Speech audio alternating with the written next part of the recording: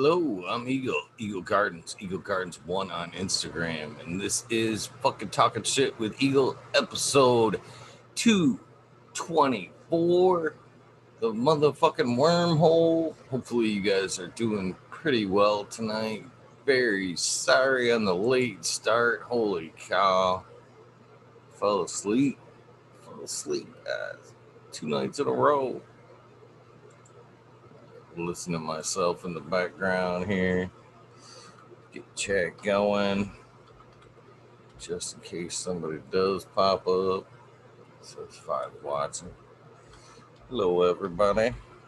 So it's me in chat. How you guys doing? Live chat going. How's everybody doing tonight? Magma sees first one on the list. How you doing? Get my stuff going here. Wonder who that is. Man, it feels weird tonight for some reason. No music. Yet something feels awry. What's up, Ian? Check this message. It's Mr. John. Chat should be working now, Mr. John. Yeah, Johnny.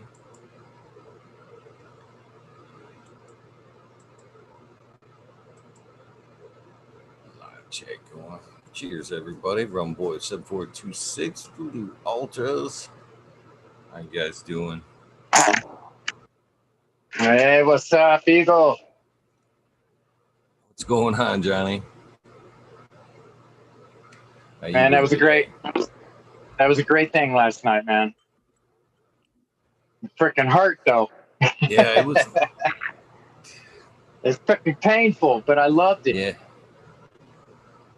I loved it, man. It was just, it's you know, it's funny. At the very end, there was a lot of folks that thought that was a live show. You know? I don't know how. Maybe they're just not used to the rerun thing. I was surprised, to be honest with you. You know, in some aspects, I do understand that it was, a tribute episode and all of that. But I was surprised at the numbers. You know, I was sitting there watching last night, and heck, it was like 80, 85. That was tuned in for a rerun.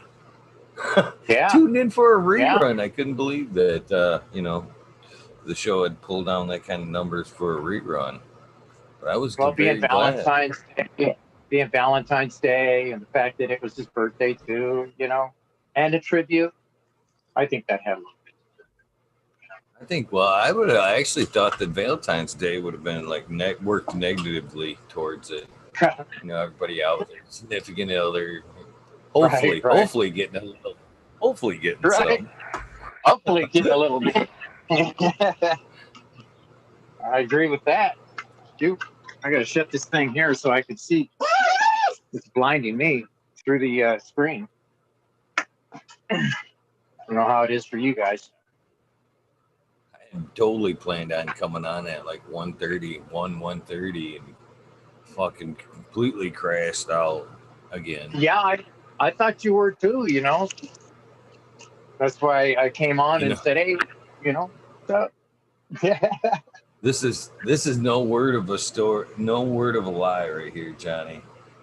I passed out, man. As I get older, I should be being checked for diabetes, because anymore when I eat, I go down. So I'd went all day without eating, and then I ate, about 7:30, about a half a pizza, and fucking just went face down. I went and fucking took a nap, and I was out, man. I woke up briefly. I think I looked at my phone. It was like 12, and I meant to get up then, and I passed back out. Fucking woke up at like 2. It was almost 2. And I felt my eyes starting to close again. You know what I mean?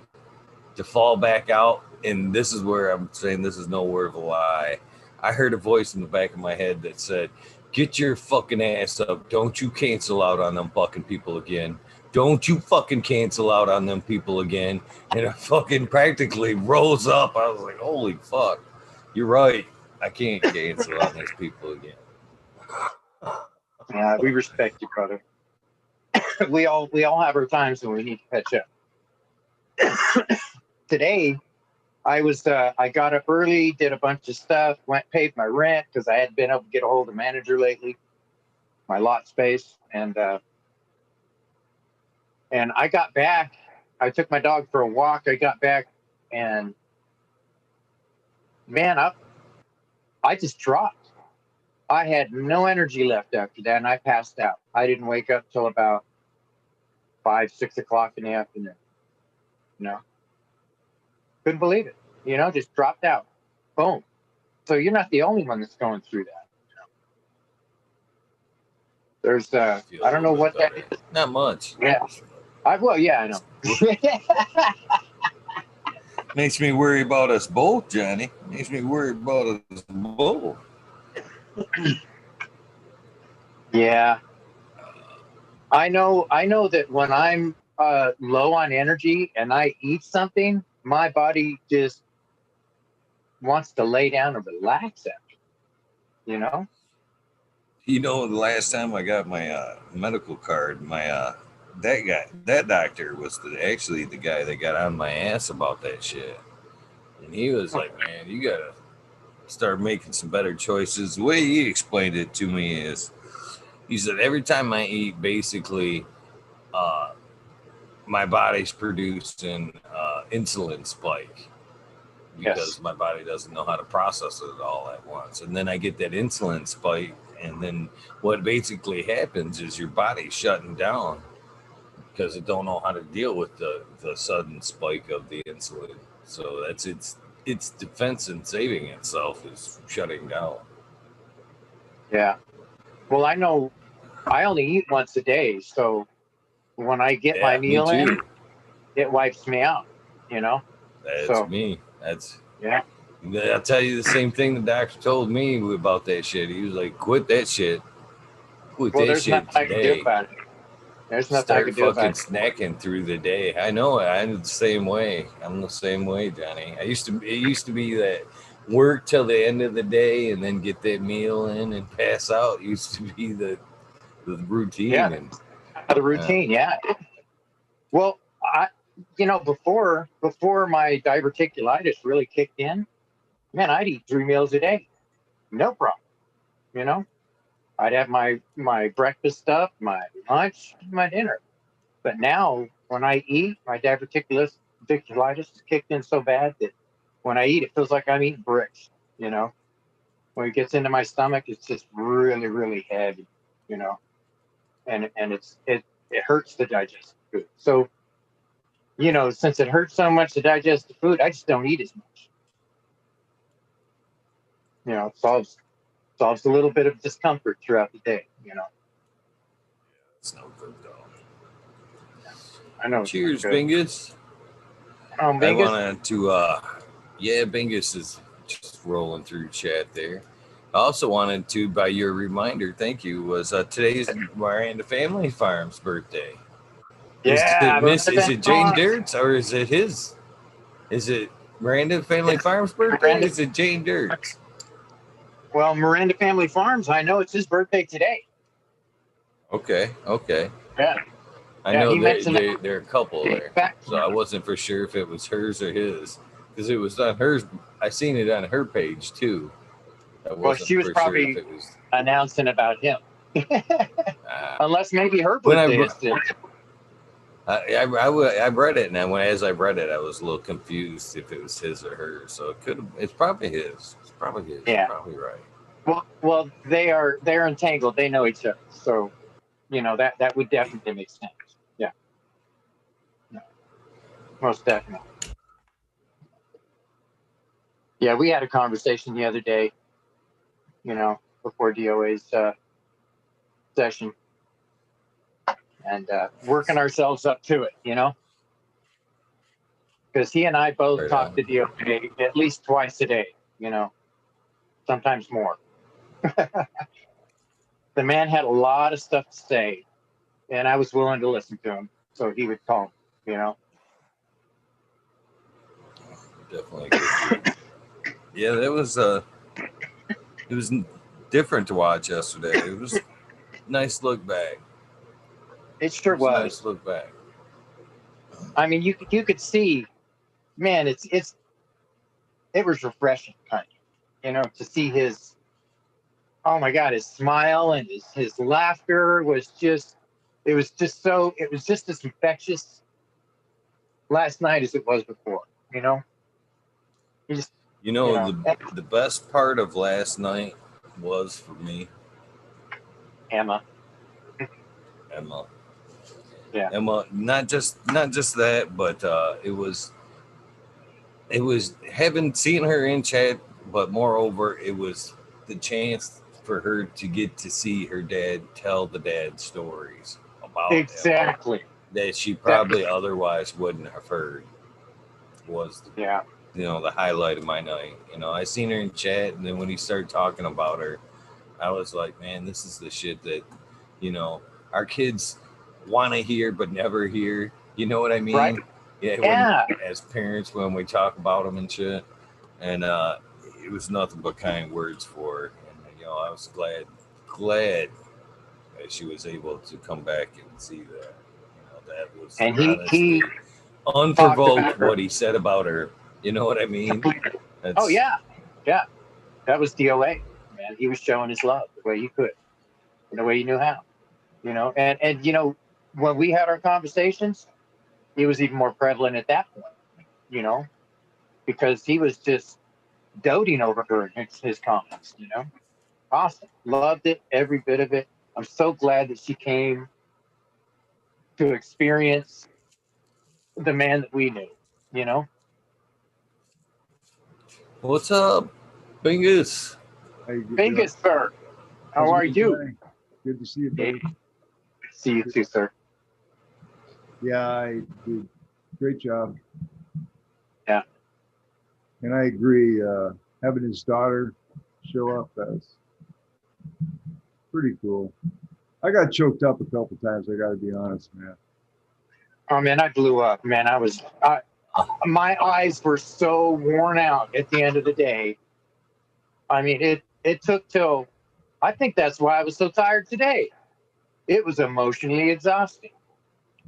It is, man, because you hear him talking about life, and I And don't he know. knew it. I don't even want to go there. He knew it, you know? It's He brought it all back though with the cucumber story. It might have been sad for everybody when the cucumber story came back around, though.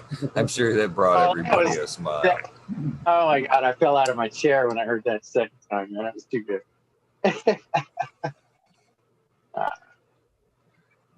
so yeah, great job again, Eagle. Last night was a nice reminder of how lucky I am to do this, to be honest with you. I watched DOA, but as I was watching DOA, I was reflecting back on, the 300 and some nights that I was lucky enough to do this, and all the other great people I've been able to spend time with as well. And I thought, wow, what a fucking journey it's been this last year. It's all Very documented. grateful. It's all documented too, bro. And I'm working on two guests. Of course, the one music guy, and then I came across somebody through my cousin out in Pennsylvania, Right. and so I'm looking into going to have a conversation with her tomorrow as well. See if we can't get somebody else on here to, and she's big time in the hemp business, I guess. Nice. Yeah. Awesome. And well, I heard my cousin talking about her, and I said, well, shoot, give me that number. I want to talk to her. You know, let's get this stuff spread. You know, that love out there. I like it. Yeah, you're doing a great job at it, buddy. You'd be happy to know, Bingus, I am the proud father of 3 Bingus Blue Miles. All 3 germinated and are now standing properly. Awesome, man. Awesome.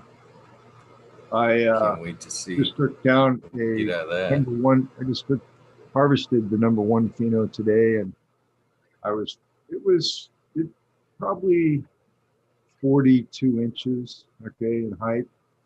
And I clipped it and I turned it upside down and went, yeah. You know, when you turn them upside down, you just go, oh yeah. There's some weight to that. Yeah, you know it's going to be some weight. So Nice. I hope you get a few good phenos there, by golly. I know I have. Let me just say that. I love those pictures in the back. Yeah, I thought, why not just give a little variety? It's bringing me memories. Like a screensaver. Yeah, it's bringing me memories. Good time. Good. Beats the trees all the time. You know, I don't, you know, sometimes I come up here quite often, and it's only because I love you guys. I don't ever mean to, like, try to crowd anybody out. If somebody wants to come up here, please feel free to come up. And I mean, the wormhole is open to all, quite frankly. For everybody. You know, it's not just because Bingus wants to come up here. What's up, redpill? Hey, what's up? What's up, everyone? How are you doing, young man? Good to see you. Yep, good to see you guys too. Cheers, buddy. Cheers. Yeah, I also thought that cucumber story was hilarious. Yeah, you got to meet DOA last night, man. DOA was he was one of a kind. Really was. There was a lot of parts in there where, you know, every bit of more of the story I heard was something that I could relate with, you know, especially with the getting to meet Subcool and, you know, grow a relationship with him and all that. It's awesome. And that's the thing about this this show, Eagle, is that we get to know people, you know, truly get to know the personality of who they are. That's a blessing. You know, every time like I was sat and watched that, it was real weird watching myself. That was one real weird thing about watching last night. I was watching so much time of myself, but there was one point there where I talked about damn, now I'm getting a little tongue tied there. The early days, you know, why I started doing this. And I told DOA the story of wanting to know like a little deeper about people. And then I sit there and I wondered if there was one person where I what I said to DOA that night and what I've said many a nights, I had that conversation long before this with old man Hermit Hash from the Bros Grow show there. He was one of the ones that helped kick it all off there, and first one to kind of disappear. But when things were early on there, it was like the Motor City Cup there in Clio. We were sitting there in the tent and had everybody around us, and I'm sitting there talking to him. You know, everybody else is talking to about cannabis and shit, and I'm like, well, you know, we've talked cannabis all day today. Yo, fuck that. You know, I want to know about you, brother. You know, what do you do besides cannabis and shit? And I think that day was the genuine. I got to know more about. Yeah, I got to know more about people than cannabis. You know what I mean? I enjoy talking to cannabis, but it can't be the only thing. You know, that was the day I started wanting to know more about people that I was meeting all the time than just cannabis. But those words exactly that old man Hermit has. I want to know more about people besides this. It was funny that I watched that, and that was the instance that came up, was that conversation with the older man. That I was like, I remember that conversation. It was weird. So many weird points last night watching. It's cool though. The cool thing is, like I was saying, it's all documented, man. I mean, Yeah. Yeah. we were able to do that. You know, In the beginning, Bingus, I used to go back and speed through them. Jack Greenstock got me in the habit a long time ago of when this started, to when I was watching content, to watch it speed up the pace on it. So I don't watch everything in 2.0 anymore. I usually watch things around 1.5 or 1.75 if I'm doing a rewatch or it's an audible book. I listen to it in like 1.75 double speed almost. And so I used to go back and the next day and listen to the shows in 2x, because what I found out early on, and I'm still a little guilty of this, but I seem to be absorbing way more these days. It's a lot of times in them earlier interviews, I would miss a lot of stuff. You know what I mean? I was talking to people and, I was hearing their story, but a lot of it, not a lot of it, but some of it wouldn't stick because I was so into the interview and trying to think of like the next question, trying to stay ahead of the conversation to keep from any, blank spots that I might not have took everything in. So I found out when I was going back through the 2x, I was like, man, I am like missing a lot of the conversation here. I'm here, but I'm so trying to be in the future that it's not sinking. And I couldn't believe a lot of times when I'd go back how much I missed the night before. And it's hard to multitask and stay connected. It is. Okay? Yeah, that is important to do as the host. It's very hard. Hey, Not easy. you do a good job at it. Yeah, I went back and, like you said, we talked about a couple nights ago or whatever, Indra. I went to try to find the Indra episode. I couldn't find it, but I did watch the Kevin Jodry episode. And I did like how you did that too. There wasn't much dead air, with as deep and entailed as this story was, every time you ended up, coming to a stop with the story, you did a good job of, continuing on, listening and paying attention and leading the direction or conversation into the next bit of, whatever sequence. Well, yeah, I tried finding the Indra episode. Just can't I go to they're the there. I'm sorry, Bingus. Go ahead. I was saying I searched Eagle's channel on several interviews. I just use the search thing and type the person's name, and it usually pops right up. I did that. I knew I'd have a hard time actually scrolling through the channel, so I actually typed it into the search, and it didn't even come up as not even the first 5 results. Really? Yeah. Maybe he's special. Mm. That sucks. On my end. Huh. There you go. YouTube's not 100%. I'll find it, even if YouTube doesn't want me to. Exactly. Well, I can search my channel with that box that Bingus is talking about. When I go to my YouTube creators page, there's a search box that searches nothing but my channel. You know what I mean? So I can, here you go. You got a pen? I'll remember it. What episode? They're episode 80, 84, 132, and 283. Okay. 4 episodes. 80, 84, 132, 283. Yep. All Indra episodes. All righty. Sweet. I know what I'm watching when I can't find anything, when there's not enough subscription feeds tomorrow. Right on. That was the one tool that I found, man. I was like, holy shit, man, that's a nice tool right there.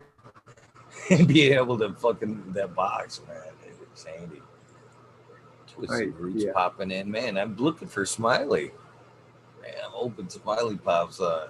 Talking about inspirations, I watched this video today. I was like, wow, dude, he's got. I know. Garden going on there, shit.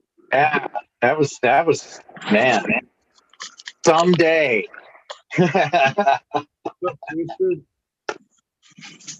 It's a beautiful garden. Yeah, I was very impressed. I was like, wow, and all the different strains. I'm like, God dang, dude.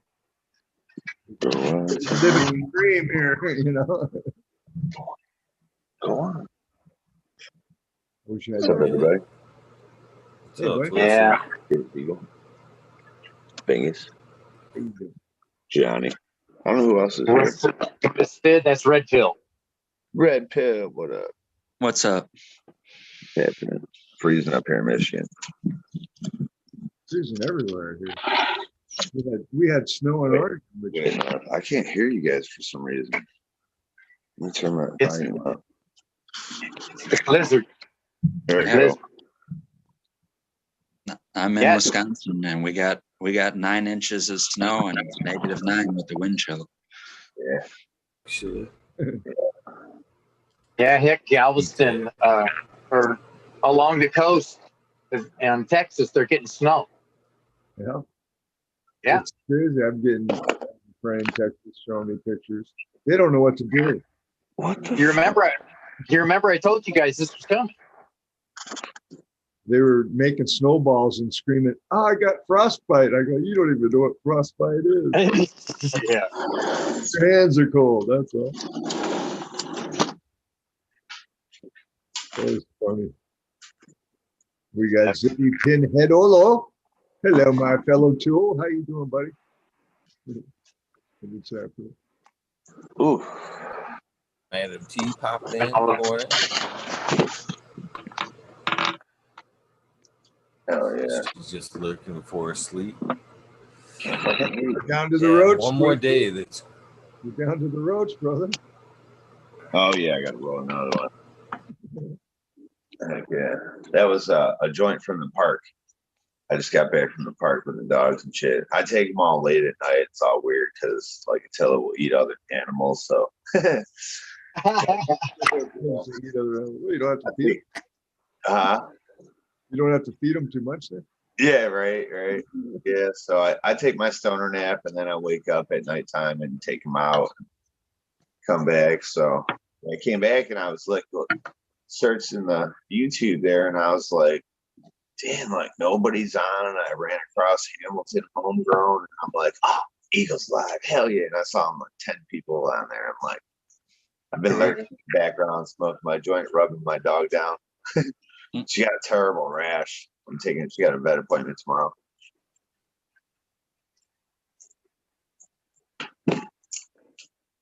How you guys been? Been good.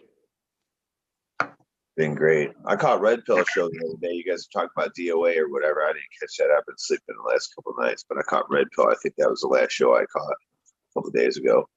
Good one. Yeah. And expanding the platforms that the show's on now. I'm actually running the reruns on the WeebTube now, trying to gather up some of that audience, and got the podcast side of things now is on 6 platforms. Wow. In building. Oh, that's awesome. It's on iTunes and Spotify and all that. And surprisingly, the Apple podcast is one of the biggest listeners on there. I didn't think I'd even make it on Apple, but I did. Do you know the ranking as far as what number you rank as? Oh, probably. No, I don't. I'm probably pretty glad I don't. Spotify has probably got a pretty big list there. Yeah, one of the podcasts I watch, they publicize or announce their iTunes, and apparently they're in the 125 breaking for podcasts. Oh, nice. Pretty good. That, yeah, that's really honorable. I would think in that sea of podcasts, that's hugely honorable. Chill out. Smiley's Gardens popping in. Smiley. Smiley. Hey, Man, Oh, man. your garden's looking sexy, Smiley. Thank you. Yes, beautiful. Smiley. Made my jelly bean look stupid. Yeah, they got big, dude. They're gonna be huge. Oh my, they're huge, man. They're gonna be trees. They're supremely overvetched, so very impressive, sir. Hello, dude. Yes. thank you. Hey, get a room twisted. I know, right? This fucking dog, man. Yeah, I love that dog, man. Badass. Big cuddle bear. Jeez, I'm trying to roll a joint and shit, though. Yeah. We That's can- funny when dogs do that shit. They're like, I know you're trying to do something, but you're not gonna right now. Oh, it's Because I'm here. He'll paw the tray. He'll paw the tray and get me. Big dog, man. Yeah, he's pretty controllable, though. Pretty nice. They want to take him in the vet, though. So he's also, they wouldn't refill his medication without taking him inside the vet. And I'm like, no. We have an agreement during COVID-19. You guys know he gets these allergies, and you guys agreed that you would keep continuing his medication. They're like, well, we can't. We're going to have to bring him in. I go, well, not without me. And they're like, well, we can't do that. I'm like, so it's so bad that you can't have one person walk through there. Because I'm like, if you guys lose control of this 200-pound dog and he attacks some dog, you're not putting him down. I was like, I'll put you all down. You know, they're like, well, we're going to have to figure something out. I'm like, yeah, you figure something out, because that ain't happening. I missed it. What kind of dog? Oh, he's 2 parts Mastiff, 2 parts Pit Bull. Okay. Yeah, I have I don't know the purity of how much I have. I have a Pit Bull, but 200 pounds. The first dog I thought of that comes to my mind is Caucasian Shepherds. Oh yeah. Yeah, they're huge dogs. If I ever have livestock, that's the kind of dog I want. Yeah, that's this dog. So he's a Neapolitan Mastiff, American Mastiff, and or American American Band Dog, a Neapolitan Mastiff, a double XL Merle Pit Bull, and an American Staffordshire Terrier Pit Bull. Nice. So yeah, he's a pretty big dog. I'd love to do a genetic test on mine to see exactly how purebred he is. Heck yeah. Yeah, he's super freaking horny now. That time, No. Yep. Watch your leg there, Chris. Yeah, no. My boy still has his balls too. So yeah, he goes for the female bulldog, but she's fixed and she's tiny. It would kill her. that's what I would actually love to. I like the old English bulldogs. Yeah, Some favorites. Yeah. Yeah. If I could breed them to anyone, I'd like to find one of those. Yeah. Yeah, that's my service dog is a bulldog, English bulldog, not the old English bulldog, just old English bulldog. She's pretty small though. So Smiley, I gave a little time there. But are you feeling lighter over there? Yeah, nobody said nothing. What happened? When we talked the other day, man, I kind of thought you were bullshitting a little bit. I thought it was just a light grazing. Oh shit! A light grazing. Yeah. Cut off. Yes. Yeah. Brother Smiley. Fuck yeah. Got to trim up, good, bro. Looking good. All sharp. Got my hairs trimmed. Yeah, dude, that was a bit. I can't. I don't know. It is what it is now. But it's it's like a friend and a patient, and she cuts hair or whatever, and like my That's what you my need. normal place I was going shut down. So yeah, like, and I go over there just shaggier than hell, you know. So it's like whatever. She's cleaning her hair up, and I'm like, you know, just take the sideburns off, whatever. And she's like, oh, you want me to clean it up? And so I'll just do that real quick. And I'm like, sure. And yeah, she's like doing the sides, does this sides, kind of gets up under the chin. I thought she was just like sharpening it up, you know what I mean? Making the line up under the chin, getting it up off the neck or whatever. And all of a sudden just, whoa. I'm like, oh, you're just taking it all right the fuck off. He's like, oh my God, you didn't want me to? I was like, fucking known me for how long I've had this fucking, like, just one day you're just gonna chop the bitch off. Yeah, and then I said half fucking shaved one, and she's just like, oh my God. I'm like, well, at least square it up or something. It ain't gonna fucking reatach now. Shit. Oh, man. No charge. No charge, right? No, right. She was saying that. She's like, no charge forever. I'm gonna cut your hair forever for free.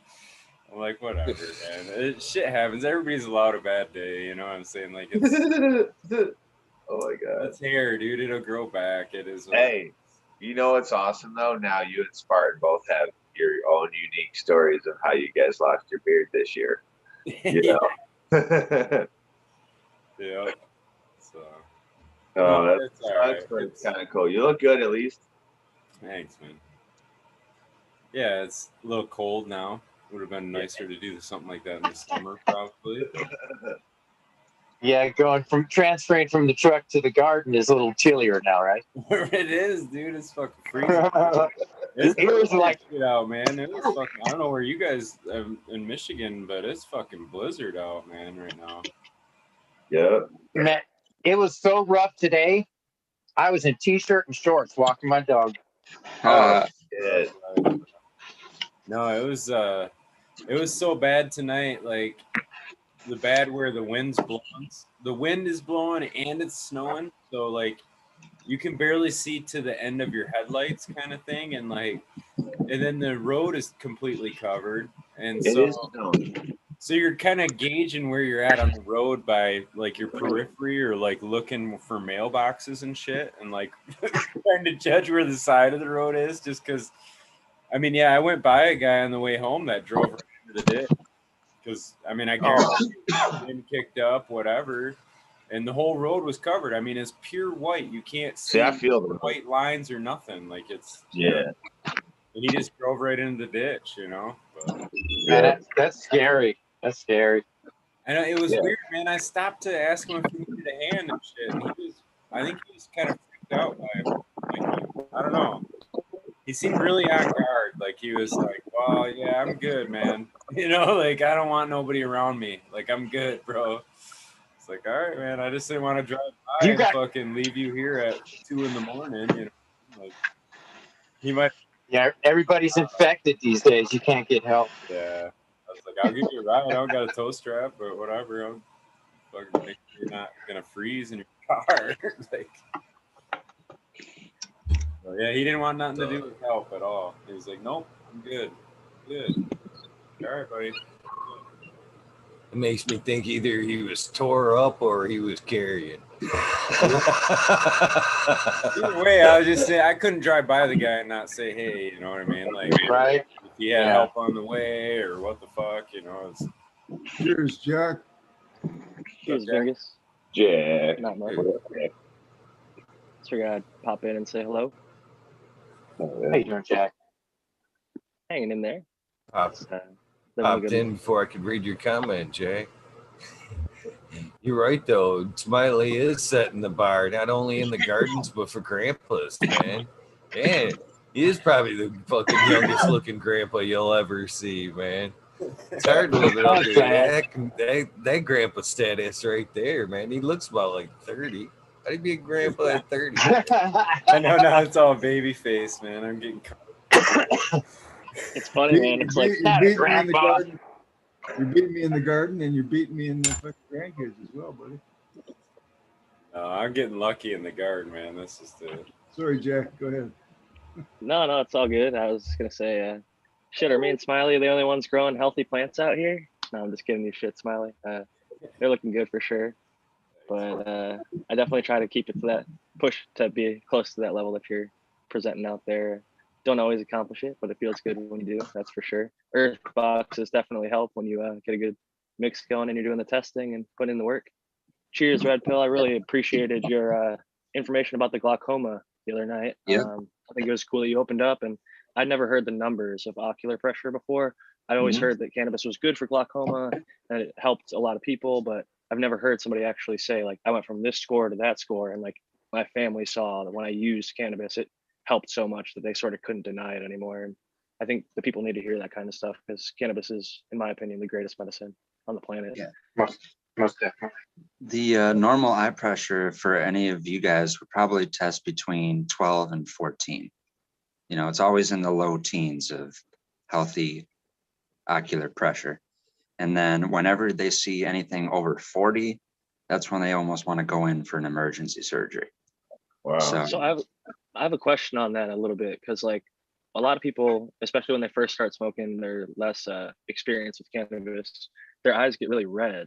So is it like, does the blood flowing to your eyes limit the pressure, or is there some sort of it's making your eye work better because it's bringing more blood there, or is there any knowledge on the So sort of there way it's definitely working? was. It definitely probably was more negatively stigmatized just because people know you're high or supposedly will guess that you're high just based on the red eyes. But when I would smoke, back in high school, every single person that I would smoke with right after the session would put eye drops in their eyes because they have to go back to school and look at a teacher in the face. And for one, I never wanted to do that because I always thought of, the negative side effects of those eye drops and drying out your eyes. And then two, knowing the benefits of it and whether it is helping someone else, like maybe it by some percentage lowers everyone's eye pressure whenever that seems to happen, whenever you break blood vessels. But to me, because I knew that I'm benefiting from it on some medical standpoint, I wouldn't want to get in the way with it from doing anything to it, like putting in eye drops or worrying about something. And if I was ever called out on it, it's whatever it's, my whatever characteristic, but my eyes are so messed up anyways. People, when they see me face to face, that's one of the first things they pick up on. So me necessarily having bloodshot eyes, they wouldn't think anything different. Like me, I have messed up eyes. So maybe part of them being messed up is they're always bloodshot. They don't automatically think that it's because I also think it might like influence your high a little bit. Like one of the first people I taught how to roll a joint, one of my best friends in high school, we walked out to my Jeep, smoked in there, and his sister and the sister's boyfriend, who was from Jamaica, he smoked the second joint with us when we went back out. And when we got inside, we were putting in eye drops, and we were just like at his house, didn't want to get caught by his mom or dad or whatever with red eyes. And the Jamaican dude was like, when we went to offer him the eye drops, he's like, no, man, like I want the natural high. I want everything like straight how it's supposed to be, like in my body. Like I don't want to adjust it with the chemicals of the eye drops. And ever since that moment, like I thought about it, and some of the eye drops that were popular when I was in high school were Roto, and I heard they're like really potent. It almost feels like a mint in your eye, but like some people say it like burns your eyes. But then I heard maybe long term it could like cause some sort of like crust or some shit on your eye. I never heard of that shit. I used to Never heard of it either. red eyes, man. You know what I'm saying? I used to work for an eye doctor as an optician for about 3 years. It was kind of fun. Learned a lot about eyes. Cannabis increases the blood. It expands your blood veins, period. Right. So it has a big effect in the eye because the blood veins in the eyes are very, very sensitive to any kind of expansion or contraction, like Red Pill was saying. Eye drops are all you're doing is you're contracting those blood vessels so that you can't see them anymore. And I don't think contracting your blood vessels, period, I don't think is a good idea anywhere in your body. You see what I mean? So I think they call that like a vasoconstrictor or some shit. exactly. Yep. Yeah. Yeah. I suffer from ocular migraines, Oh, really? but cannabis doesn't help for those though. What's weird is my doctors can't figure out why I have no pain. They're like, you don't have pain? Are you sure? I'm like, dude, I would tell you. I would be in here crying, like, dude, take this away, you know. But no, so it's just I get like this. It looks almost like a scratch, a jagged scratch that moves from one side of my eye, and it'll go all the way across my vision.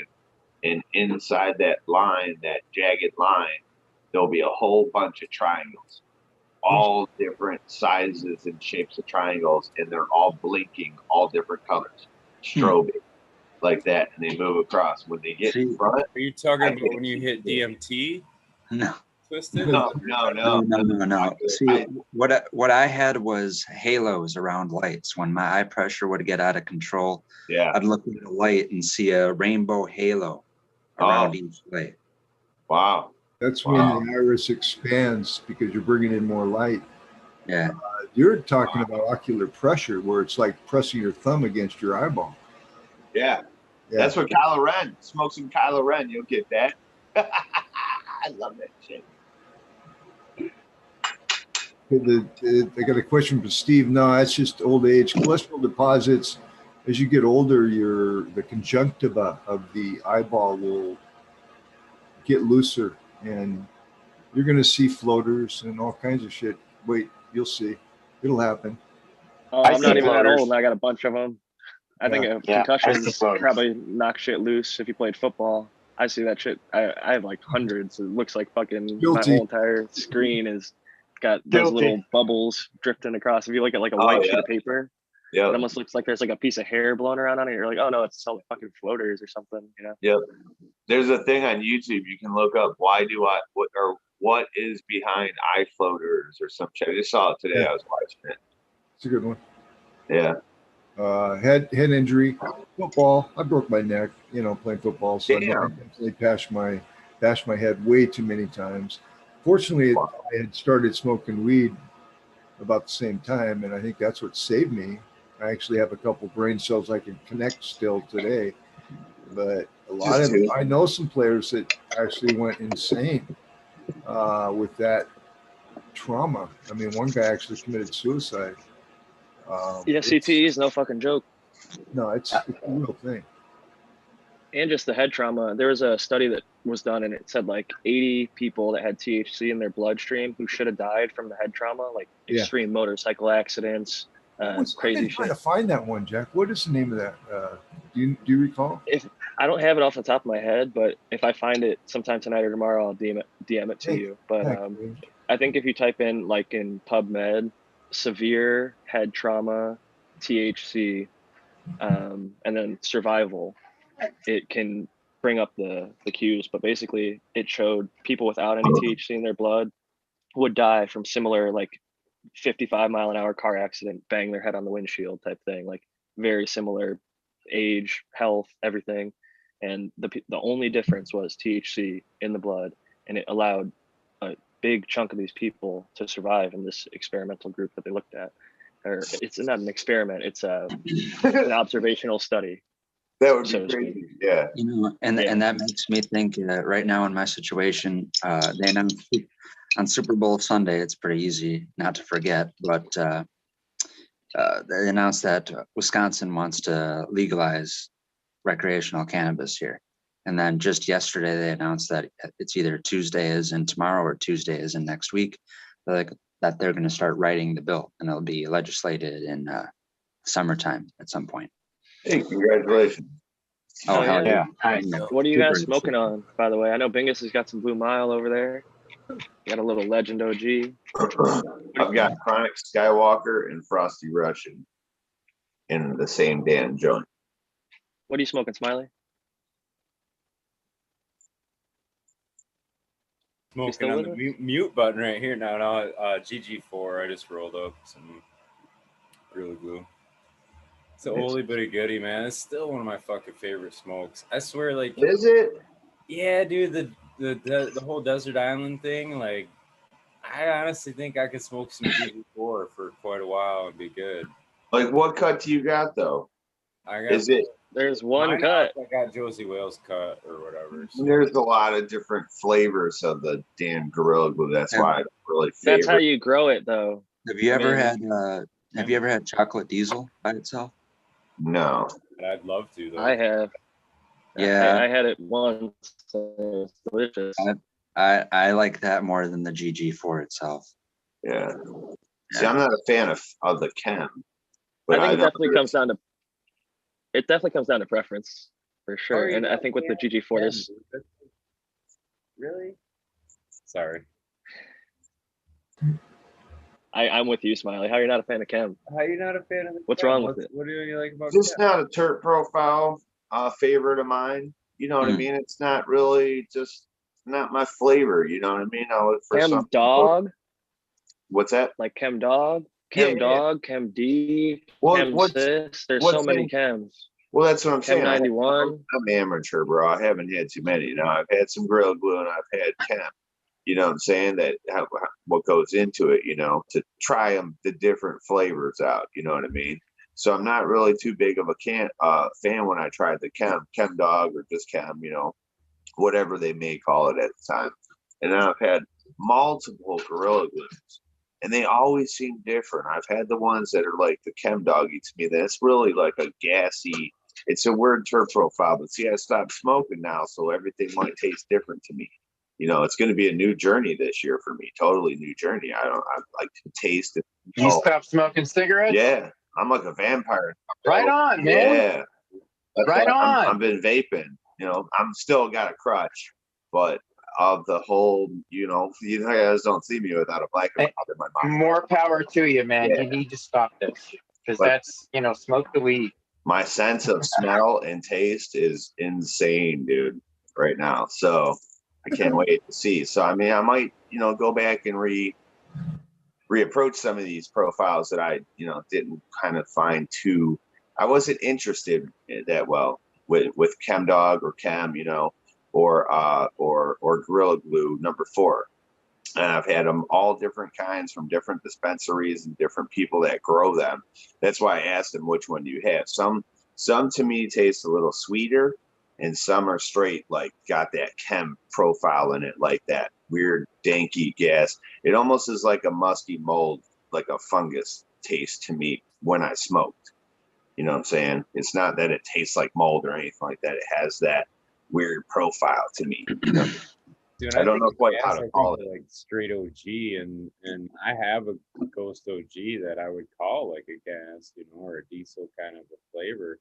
But GG4 distinctly is not that to me. It's that chem, and it's this cut I have has like it's got a smooth chocolate flavor to it. Really?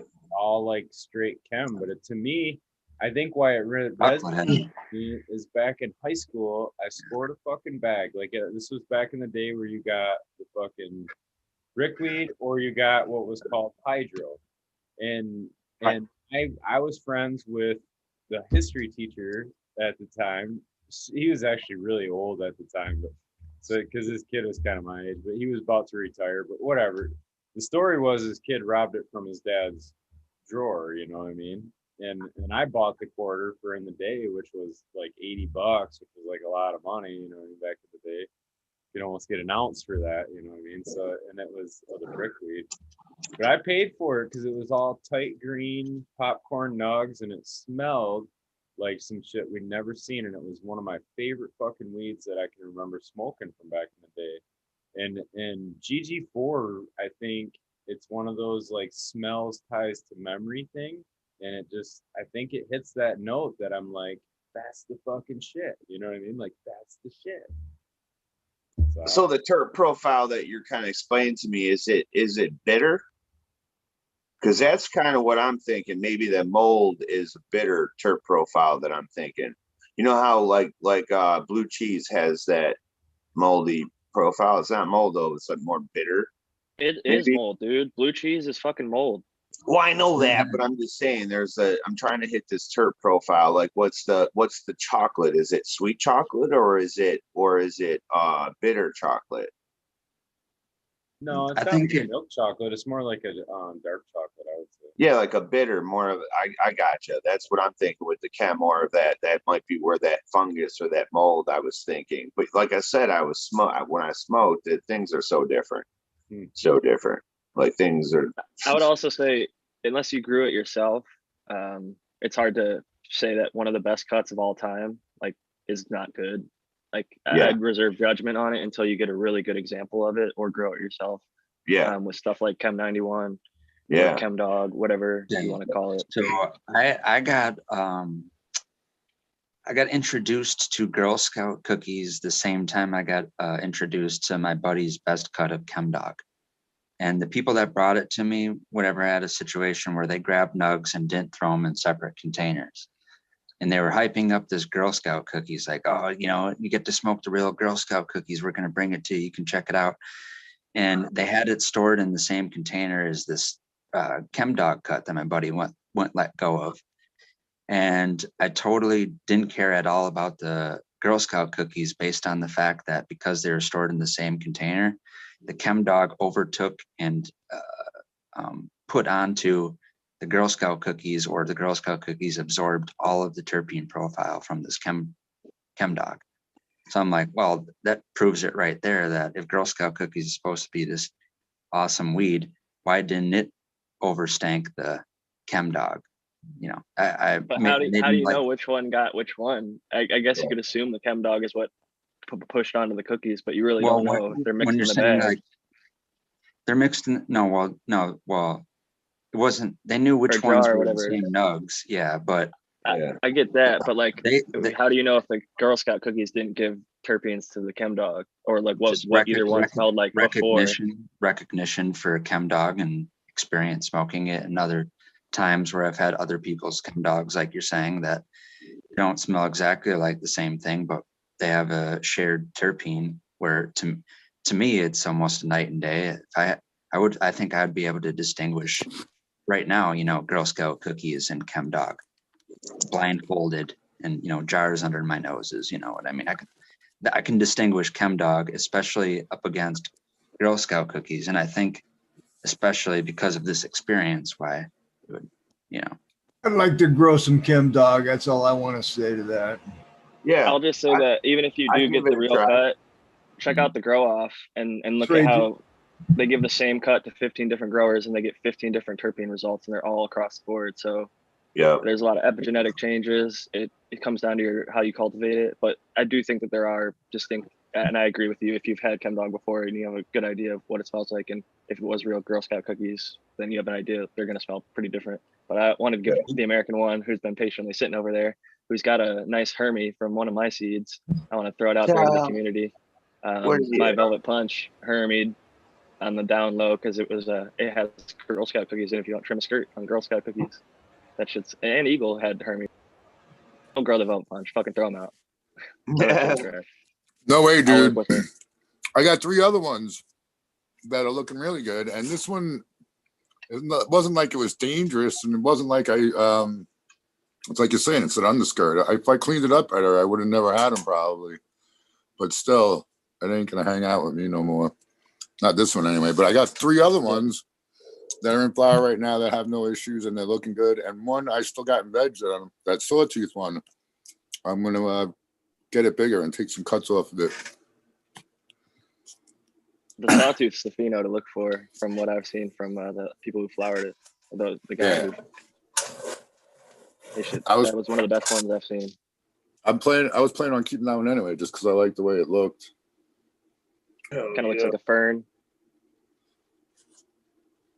Yeah, and for like in the middle, and it's, I don't know how old it is, but for a certain point, it almost looked normal. Then as it continued growing, it went back to heavy sawtooth serrations. Are you gonna show it? Where the hell is it now? Yeah, I guess so. Let me see. Is the light on? I'm like hanging like a cliffhanger here. You want to show it? Oh, dude, I got one. I just realized that one that was a mutant. If that thing's a girl, I could put that right in my yard. Oh, yeah, you see, I took off a whole bunch of leaves too. The bummer of the Velvet Punch is, dude, everybody else who's grown it has found such fire. Dude, Amazing shit. Amazing it shit. has- Spartan, Smokestacks, Spank Daddy, fucking Reed's Garden, like literally like my own right Look at now. that shit, dude. My buddy some- Ed. there's locally. one. It's got like, Look at the serrations. yeah, this baby got hurt. I don't know what I did to this poor girl, but I I like it. topped her. They got here. Let me get the. Let me How get hot is focus. your See, it's soil? got- What are you growing it in? Those It's got the serrations double. are wicked. Those are It's more got than like- doubles. There you go. The double. It's like the double click right there. Yeah, Yeah, that's I wicked, love dude. it. nice. Keep that. Take a cut. That I'm actually keeping looks that. like a I'm letting it go. sawtooth right there. Right. Like It a does look like a handsaw. sawtooth. Yeah, Yeah. it did. Yeah. So I'm running out of room. Like I was saying, that's why I topped the hell out of that thing. That was a Romulan male that if the cut takes, I'm going to kill that thing off. Oh, yeah, I may as well show you all of them here. I want to give Joel some credit from North Star. He has Deadhead OG F2s that he has like a sawtooth pheno. I stole that term from him. I don't know if that's like a actual term. Some people call it a fern pheno, but Oh, I yeah, do plan to make a project with that and Australian bastard cannabis IBL that I was gifted by Full Duplex AFN. Also known You as have that Mandela going right now, Jack? No, they're just in my vault. This is like a fun project down the line. I'm working more for potency, aroma, and vigor in the growth on the Velvet Punch right now. I was thinking Dude, I wanted to pick for purple, but I really, lost my. Sorry, I care lost about my the purple shades. it's all good. Now, here we go. Now it's coming in. It's at least focusing. What was I Your supposed plants to got say? pretty big fast. Yeah. So, and I see. I just watered them. I wet this whole room down pretty good. You can see. I don't know. I hate looking at shit when it's wet. But yeah, that Bruce Banner is starting to really. Here's one of the VP F2s. And yeah, see, I just watered them heavy. This one's drooping or doing that funny leaf thing. But dude, this one back here I think is my favorite. I only topped that thing once, and it's like that whole thing right there is that Velvet Punch. Going from there all the way over. I And really this like is only those. like 2 or 3 weeks in, dude. I think maybe a little. No, yeah, I got to start writing this shit down. And actually, I am. I started writing it on the containers when I move them into flour. Yeah, write it right where you write the name, Tao. Just like Yeah. that's what I Do you do. have some seeds in there? Write the name, write the date real quick. You know, whenever I did it. You see, I just put this one in 216. Did you get it It's before it important, man. Like I get pollinated, you or can did you read the get plant. Oh, yeah, but it's no. also important to understand. Yeah, here. like, I'll show you the. Wait, I'm sorry, I missed that smiley. I was might like, have I some get it. Like once you interesting grow something, you creations. can read the plant, but it's like you still got to write it down so you know where you're at. Whether you're on week 9 or 10, you can't necessarily tell in all cuts. You know what I mean? I guess does it matter to him though, Smiley, what week he's in? Yeah, Yeah. Because you're trying Oh, to yeah, I see figure out them. your cultivars. You know what I mean? Especially if you're pheno hunting. What if one's a 10-week cultivar and one's finishing an 8-week? All right, so Tao, check this out, and everybody else. There's a product that's Bloom Yellow Bottles makes it. It's called Bloom Jesus. Ultra. That product, I promise you, will change all your Hermes and make them females. Tested and tried and true. I've never had a Hermie in my life. Not a single one. Yeah. But if you don't want to have them, or if you do get them, Not yet. you can reverse Knock on that. wood. If you Bloom People have Ultra. Hermes for my shit though. Yeah. But that's what Oh, they yeah. use in the production farm. I grew a male, bro. I turned it into a female and grew it all summer long. And then I don't want to give anything like that to my plants. Look, it's got what'd you the say? frost on it already, though. See that? This shit was looking good, dude. This is gonna be a good I want one. it as They're all natural as good. possible. I would not want to give some shit to my plant that's gonna turn a male into a female, personally. It's part of a feeding program. I get it. I'm just Yep. saying, in my my personal garden, I'd rather just give water and soil, keep the soil healthy. Yeah. It tends to work for most All you other plants. guys that out there that feed nutrients, like 98% of us, you know, Bloom Ultra. If you guys don't want Hermes, I'm telling you, save your gardens. Have you used all the yellow bottle line? Yeah, I've had it for about a year or so now. I used it outdoors for a little bit. I used it indoors last year, and that's when I discovered that it was changing my males. I have all breeding projects, and then it changed my males to females, a bunch of them. And I was like, I called the CEO. I'm like, hey man, what's going on here? And he's telling me about Bloom Ultra, and I'm like, okay, well, which one is that? And he was like, oh, I don't think you have that. Here, I'll send it to you. And I'm like, exactly. This is what I'm telling you. I'm like, it is changing my males to females. So what he did was I was using the veg line still. I was still using the veg system, you know. I didn't flip the flower yet. And so what he did is through that conversation, it caused him to take that whole veg line and put it back into the laboratory and figure out which one in there is causing that to happen. So that was pretty freaking interesting that happened. But then Bloom Ultra, like if you go to any, like if you go to Grow Green, Michigan, people will come out of there with carts full of Bloom Ultra, specifically just that product. You know what I mean? And nothing else. It's crazy because it's like big production farms. If you don't want to have a problem, you know, they're going to keep it all female. You know what I mean? I'll say this, Twisted. I'm not against salt nutrients at all, or bottled nutrients, or whatever. That's not salt. It's synthetics. organic. You can have organic salts. I'm not against bottles, but Yeah. I am against whatever would make a plant. I'd rather just hunt for a cut that's not going to hurt me.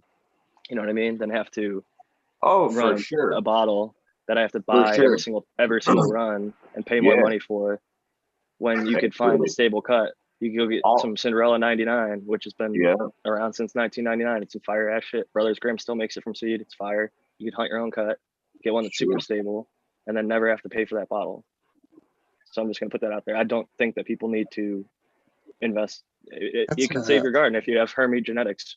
That's a really I think it's interesting to bring it up. I would rather just look for a better, stronger genetic and try and cultivate it in a happy way to not have it. That is true. Like anybody who's found Herms in my shit, throw them out. Don't keep those cuts. Like Tao found some, Eagle found some. That is a good tip. Yeah. All knowledge is knowledge, though. Yo, Spartan's like, hey, if I find her, I'm growing it out to the end. I'm like, really? I'm like, why would you want to do that? It's like, well, you know, if I'm going to test it, I'm going to test it. I'm like, all right, well, I think it's understood that if I find a Hermie, that shit's going out the door. What do you want to test it? The pollen's potent too? I don't know, but that kind of, you know, whatever. That's really going above and beyond. Good. One point not to get overlooked is that wasn't just an example with the Cinderella 99. That plant was chosen because from seed, it's actually a true female, and that's why they went through the trouble of cubing it. Yeah, make a stable line of pure regular seeds that bred true male and true female plants, no intersex phenotypes at all. Well, the interesting thing is that he found that seed from Sensi Smile coffee shop in Amsterdam. He brought it home, pop seeds. So presumably it was a Hermie. And occasionally you grow out Hermie seeds. Like Eagle got some Hermie Velvet Punch seeds. Oh. He might grow those out, and the plants from them might not end up Hermie. Some of them will for sure, but some of them won't. So he found one that he called Princess. Yeah, and he took Princess and he Genius cubed are that the plant. same. They came from the same. Princess and Genius came from the same seed stock, right? Yeah, They're sisters. but yeah, I just wanted to bring up the point though that it came from something that was a Hermie, and he worked it into something that is pretty notoriously stable. Well, that's So it all just unique depends on to who's- Cinderella 99, right? Genius doesn't have that same. It doesn't display the same aversion to not being a Hermie, right? I'm not as familiar with Genius. I just brought that one up because it's one that Soul sells his name on. he'll go anyway. He sells thousands of feminized seeds to farms that grow it in acres, and he's saying they're not finding any males in his feminized lines, and they're not finding any herms in his Cinderella 99 lines. So that's one that I can confidently throw out there, because I've unfortunately put out testers into the community that are having hermes. That's part of the tester game. I'm breeding it to F3 and hopefully going to stabilize something that won't. That's part of the marijuana game, dude. And nobody paid me a fucking dime for shipping or anything. Give me 100 Cindy's 99 seeds and I'll find a herm in that shit. No, I'm joking. I don't know. I bet you can. I bet you. Ethos said, dude, if you yell at it, you put it in the corner and you treat it like shit and you give it too much light, you underwater it, overwater it, you can make any fucking plant herm. I was like, fuck that. Give me any bitch. I'll make her confused as hell. Yup. I'll make a plant herm. You know, I just want to point out that, you know, you said about the price, you know, sending out seeds like that. You know, that's always been part of my argument of the breeding and the pack of, you know, people bitching about the pack of seeds. You can't get fucking packs of seeds for, you know, cheap. But the fact of the reality is, man, of a strain that's been properly tested, there's a lot of time and money that goes into properly breeding out a seed. That's always been my bitch right there about, you know, when you see the price of a pack of seeds and it's a good quality strain that's been worked out and properly tested, they deserve every fucking cent of that shit. You know what I mean? Can you get, quote, you know, cheaper beans? Yeah, I'd be leery of them just for that reason right there, because, you know, there's so much to consider in that price of the price of a pack of seeds. There's, you know, the time and properly breeding it out. Like you point out, the money out of pocket of sending seeds out, the electricity and nutrients, all that shit. And if this, if the strain fails, it's a dud, man. Now you got fucking, you know what I mean? That's out of pocket spent. You know what I mean? That's why you'll never. I've always been an advocate of fucking not bitching about the price of seeds right there, because there is so much heart and soul that goes into a proper breeding program. They deserve what they get out of it, and that's not even talking about getting it out there, trying to advertise, proper marketing and shit like that. I mean, there's a lot that goes into that. So how about the other ones that don't test at all? Website cost, dude. Well, most people don't test. Still charge $350 a pack. Say they charge $100 for a 10-pack, which I think is the standard. But listen, I'm torn on the subject because I've seen everything. Because, dude, if I wanted to, if you have one strain that you could sell, you can make a shit ton of money. So it kind of subsidizes the research and shit, because you can make so many seeds. You can make so many seeds from one time. So that's basically. So like I'm torn. But wait, hold on. On the flip side, you can pay $350 for a 10-pack. You get one female out of that shit. You keep a cutting of it. You can make money for the rest of your life. So it's worth the $350. So on both sides of the coin, a valid argument can be made. I got something from the other side of the coin. Go to clones. If you're buying clones, see, that's when I think if you're going to pay over $5,000, but I know people that pay a lot, right? You could search your own pack for fucking something special if you really want to. All right, now I'll shut up. Sorry, Redpill. Well, I just wanted to say on the other side of the coin, like you mentioned, a few days ago, we were talking about when people see a low price, they maybe have some feeling why is it so cheap? It can't be that good if it's so cheap. Now, I think there's a conflict of morality that goes with the people that actually do take the time to make sure the people that are getting those seeds are tested for whatever kind of stability, or tested and ready to go out to the market. Those same people that have that kind of efficacy are also not going to charge all that much money because they don't feel like robbing people. Exactly. Right. That's why I think I like Subcool's pricing, and he never raped anybody, and he wouldn't, and I told him, like, some of your strains, you probably get a lot more money for them seeds. And he's like, nah. He's like, you know, why alienate people and why But fuck why? with shit? And Yeah. you can make, and he was, you know, it was all working out. So Yeah. Let's I use think this like at price 50 to as a 60 bucks for a 10-pack, I think is fair. And You people, they're doing that for Smiley, 5 You're packs. shortchanging yourself. It's fair, and you're definitely thinking about yourself. And I guess it's whatever you've got into it. Did you test it yourself and all that good Right. stuff? How much Maybe testing you don't did have you as do? much in. Right. Maybe you didn't have as much into this, right? Exactly. You know, I Exactly. You're right. appreciate a cheaper pack, and you're right, Red Pill. There is, you know, just because it has a cheaper price doesn't necessarily make it a inferior strain. You know No, what it's I all mean? plant. It's all medicine. That's what people seem to refuse to Not realize. to change the subject, but just because I got the mic and I want to drop this bitch in a hole, bingus.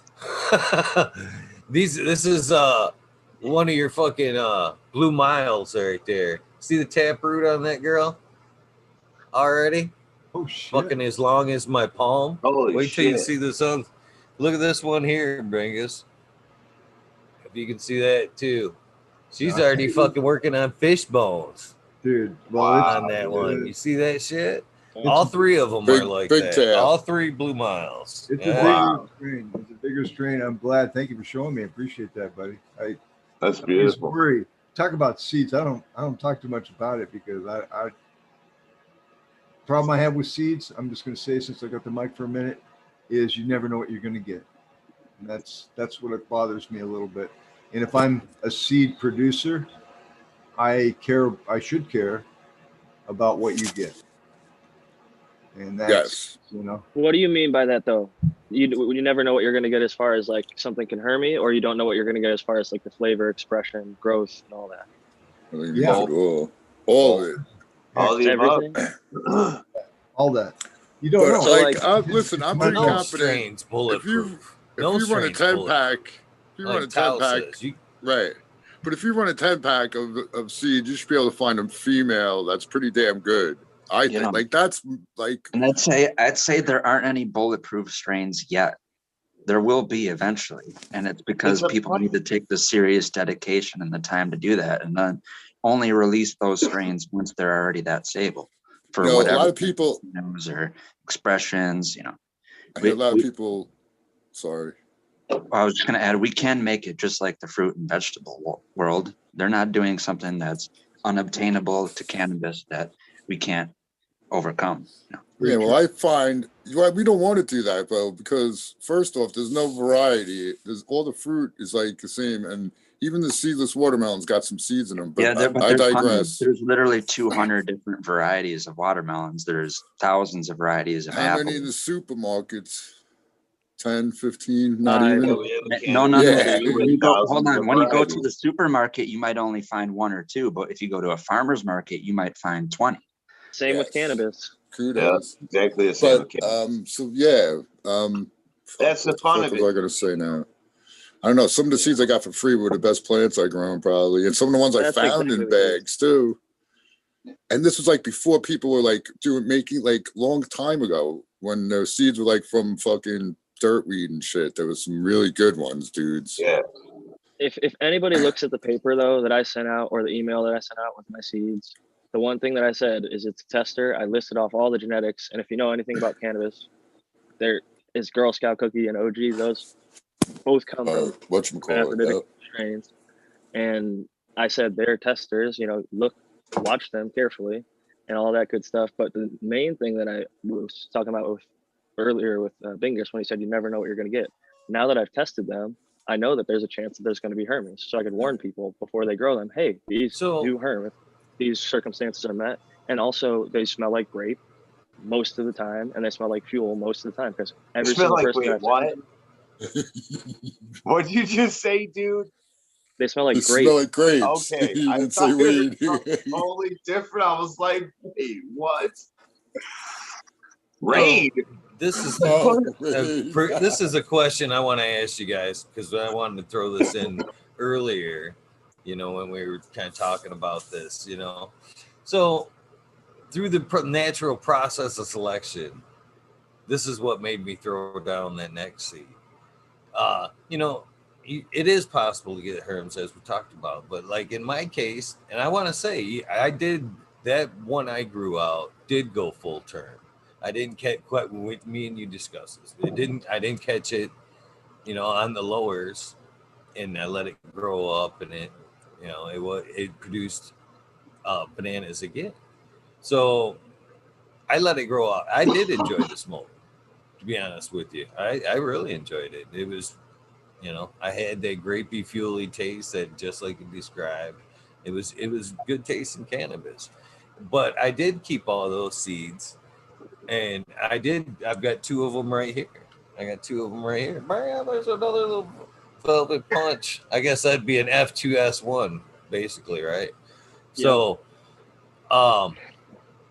with that being said, do you think, even though it hermied this time and it pollinated itself with the thought of natural selection in mind, do you think it went the other way? Do you think it's more hermy prone, or do you think it's weeded itself out? The hermy has strengthened itself up in through the process of selection and said, "Hey, I'm not gonna fucking do this again." Do you think it went the other way? I think it's straight up herm. Like it's like, I think it's gonna be more like its parent. An S1 usually shows an expression of everything that's within that genome. So the genome is like the actual genetics that I sent you. The Velvet Punch was made by my buddy Dan, Doja DNA, and I sent you the full lineage. It's a Purple Punch crossed to his Cookie 7. Cookie 7 is a Thin Mint Girl Scout cookie crossed to Black Velvet Kush, crossed to OG Kush, I think. But nice. I made F2s, and I sent out those F2s. I'm making F3s right now. Got them week 4, week 5 flower. And again, they smell like grape and fuel. And actually, there's some skunkiness. My wife thought that there was a skunk, and I was like, no, that's not a skunk. That's a fucking tent. My carbon filter is out. And they're real grapey. But I'm going to take them to F3. But I think that the F2 S1 that you have is going to be more likely to herm, because it came from a plant that was stressed and hermed on itself. When I was a tester for Humboldt Seeds, they sent me their feminized Blue Dream. And that was, it's not the real Blue Dream. Blue Dream is Santa Cruz Haze crossed to Blueberry from DJ Short. They recreated it and call it Blue Dream Femme, which is Super Silver Haze from Shanti Baba at Mr. Nice. And they crossed that to DJ Short's Blueberry. So it was a haze crossed to Blueberry, kind of like Blue Dream. And I'll be damned, the phenos do kind of smoke and taste and smell a little bit like the real Blue Dream out here on the West Coast. Hey Jack, do you have a spotlight episode on Eagles? Yeah, I have 2. I'm episode 5 and like 46 or something. But episode 5, I come in like an hour into the show because the guest didn't show up, and I was like, fuck it, Eagle, I'll hop on. I wasn't showing my face back then, so it was just audio. But at the end of it, he says, you should write a book. And I fucking did. Yeah, because I got a copy of it going out. That's amazing. Somebody tomorrow. I definitely like, where your information comes from and origins on a lot of things. Here's the book, by the way. Boom. And that's what the book's all about. Wow. Yours is almost there, Tao. I think Smiley just got tomorrow. His.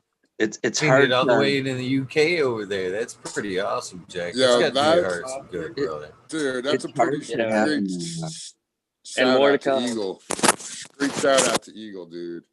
Yeah, there is this whole paragraph basically, but it's true, man. And I told Eagle I might have gotten the book done without him, but it would have taken way fucking longer, because every single time he'd be like, "Hey, how's that book going?"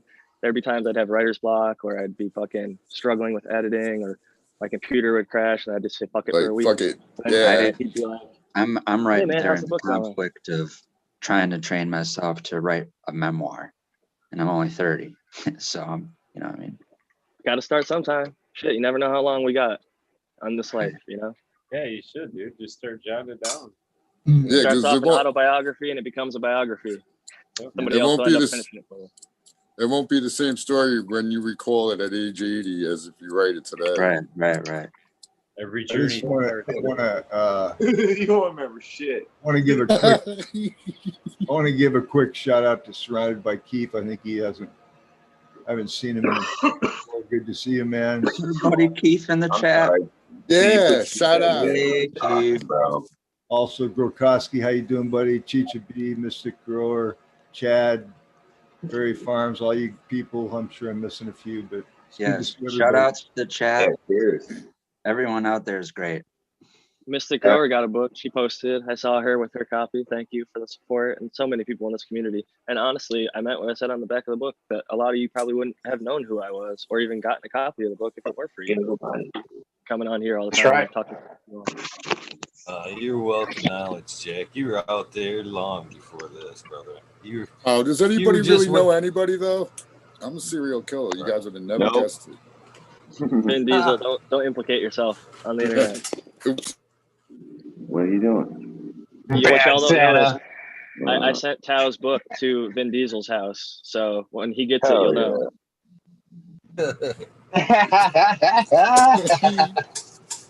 You got his real address? Oh man. I live He my wrote life Vin 1/4 Diesel on there, mile so at a time. what else can I write? You know, I Google it and it's really Vin Diesel's house. I'm like, shit, I might as well just send it there. Fuck yeah.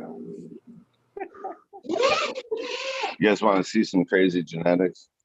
I'm fast and furious. We always want to see some plants we're talking, right? Show you probably the craziest plant you guys ever seen. I live my life 1/4 mile at a time. No, I didn't show you my fucked up plant. Look at this plant. Due to it. This is freak show, dude. Oh, that's the actual freak show? It's freak show. Dude, this is crazy. Lettuce. I know, dude. No, you know what this really looks like? Those look like tomato leaves, kind of. Vervine. No. Is it vervine? It's a plant. It's a witchy plant. Freak Show was bred by Shapeshifter and Humboldt Seed Company to the seed increase. I'm reading out of 50 Strains of Green right now. The lineage is unknown, 8 to 10 weaker. All right. It's earthy, citral. I got to throw it out there because you're throwing stuff out there. Have you ever had Trinity? No. I have tried it. Wait, that's what that one dude was talking about. Who was that guy, Eagle, that used to come on your show all the time from Cali? That outdoor grower is always talking about that Trinity, and he wants to cross that with OG, or he's got that. Probably World's Last Hope, I think, maybe. Oh, yeah, World's Last Hope. Yeah. Did you see that shit he posted today? Them burns? Yeah, I of this did, from dude. a I year? didn't know he Oh, got his God, arm that burned looks up like that. Hell yeah. Oh, fuck. That shit looks so painful. Dude, I read that story. That's crazy, right, dude? I can't. At least he saved his kid, though, and he's okay. Yeah, yeah. That's like a What great happened? His story. house burned? No, His he kid saved was it from house burned burning. down? fire. He No, saved he it from burned burning himself down. up. Yeah. Where is It was like his hand. It was man. all real burnt up. Sangria. And then he basically Oh, posted man. a story. Sangrias. Oh, look at that shit. That looks good as hell. Next time I see him around, I'm going to bring up the Trinity because One in my experience and in me, myself, and the older generation of smokers that I grew up with, that's what replaced Skunk One, pre all the other named strains, like between the Northern Lights and everything post. But after Skunk One, everyone was obsessed with the Trinity that came around. Is it like Skunk One? It is like Skunk One in the sense that, and I've heard James Loud express it in the way where it's identical to my experience with Trinity, and it's the 1/10 of a gram will stink up anything. Like 0.1, just a tiny little nug is the smelliest, loudest, most like has to be most monoterpene plant. I want to. Yeah, it's really stinky. My experience with it is I got it during a school lunch break, and under any other circumstance or no other way to get out of it, I went back to school with it. And I had it double or triple bagged and stored like in a hard plastic candy container. And that still didn't contain the smell. And I went to one of my classes where one of the teachers was like some kind of former law prosecutor or something like that, but she was a sociology teacher. And she was like, the class was stinking up, and she had to say like, hey, I'm not going to be, that big of, I'm not gonna give you guys that hard of a time, but you guys are gonna smoke on your lunch break. Please don't come back to the class smelling like weed. That's awesome. I want some. That's great, dude. Dude, I used to come Poker in face from that outside, You gonna go put outside? the joint still burning and in the cigarette pack and walk into math class. Dude, the teacher would be like, somebody smells good.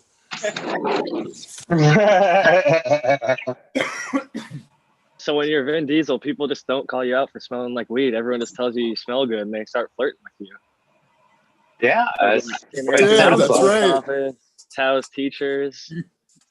Male Shit. woman. Most of us would have gotten expelled. Tao's in there like winking, fucking blowing his joint smoke out in the fucking teacher's face. There's like no way that like, yeah. Shit, I even took a hit in class a couple times. I want to ask. Smokeless bowl. I want to ask High school. to change topic back to the freak show. I totally blanked on your name because it says Third Eye Strains. Twisted. Twisted. So where'd you get your? Is that something you made yourself, or you got? Seeds No, from I got someone? this from the fuck is it? It's Duckfoot, you know what I'm saying? Triple C Genetics. He changed his freaking name to something else. I always forget what the fuck it is though. He's probably in chat right now going, "You asshole, Twisted."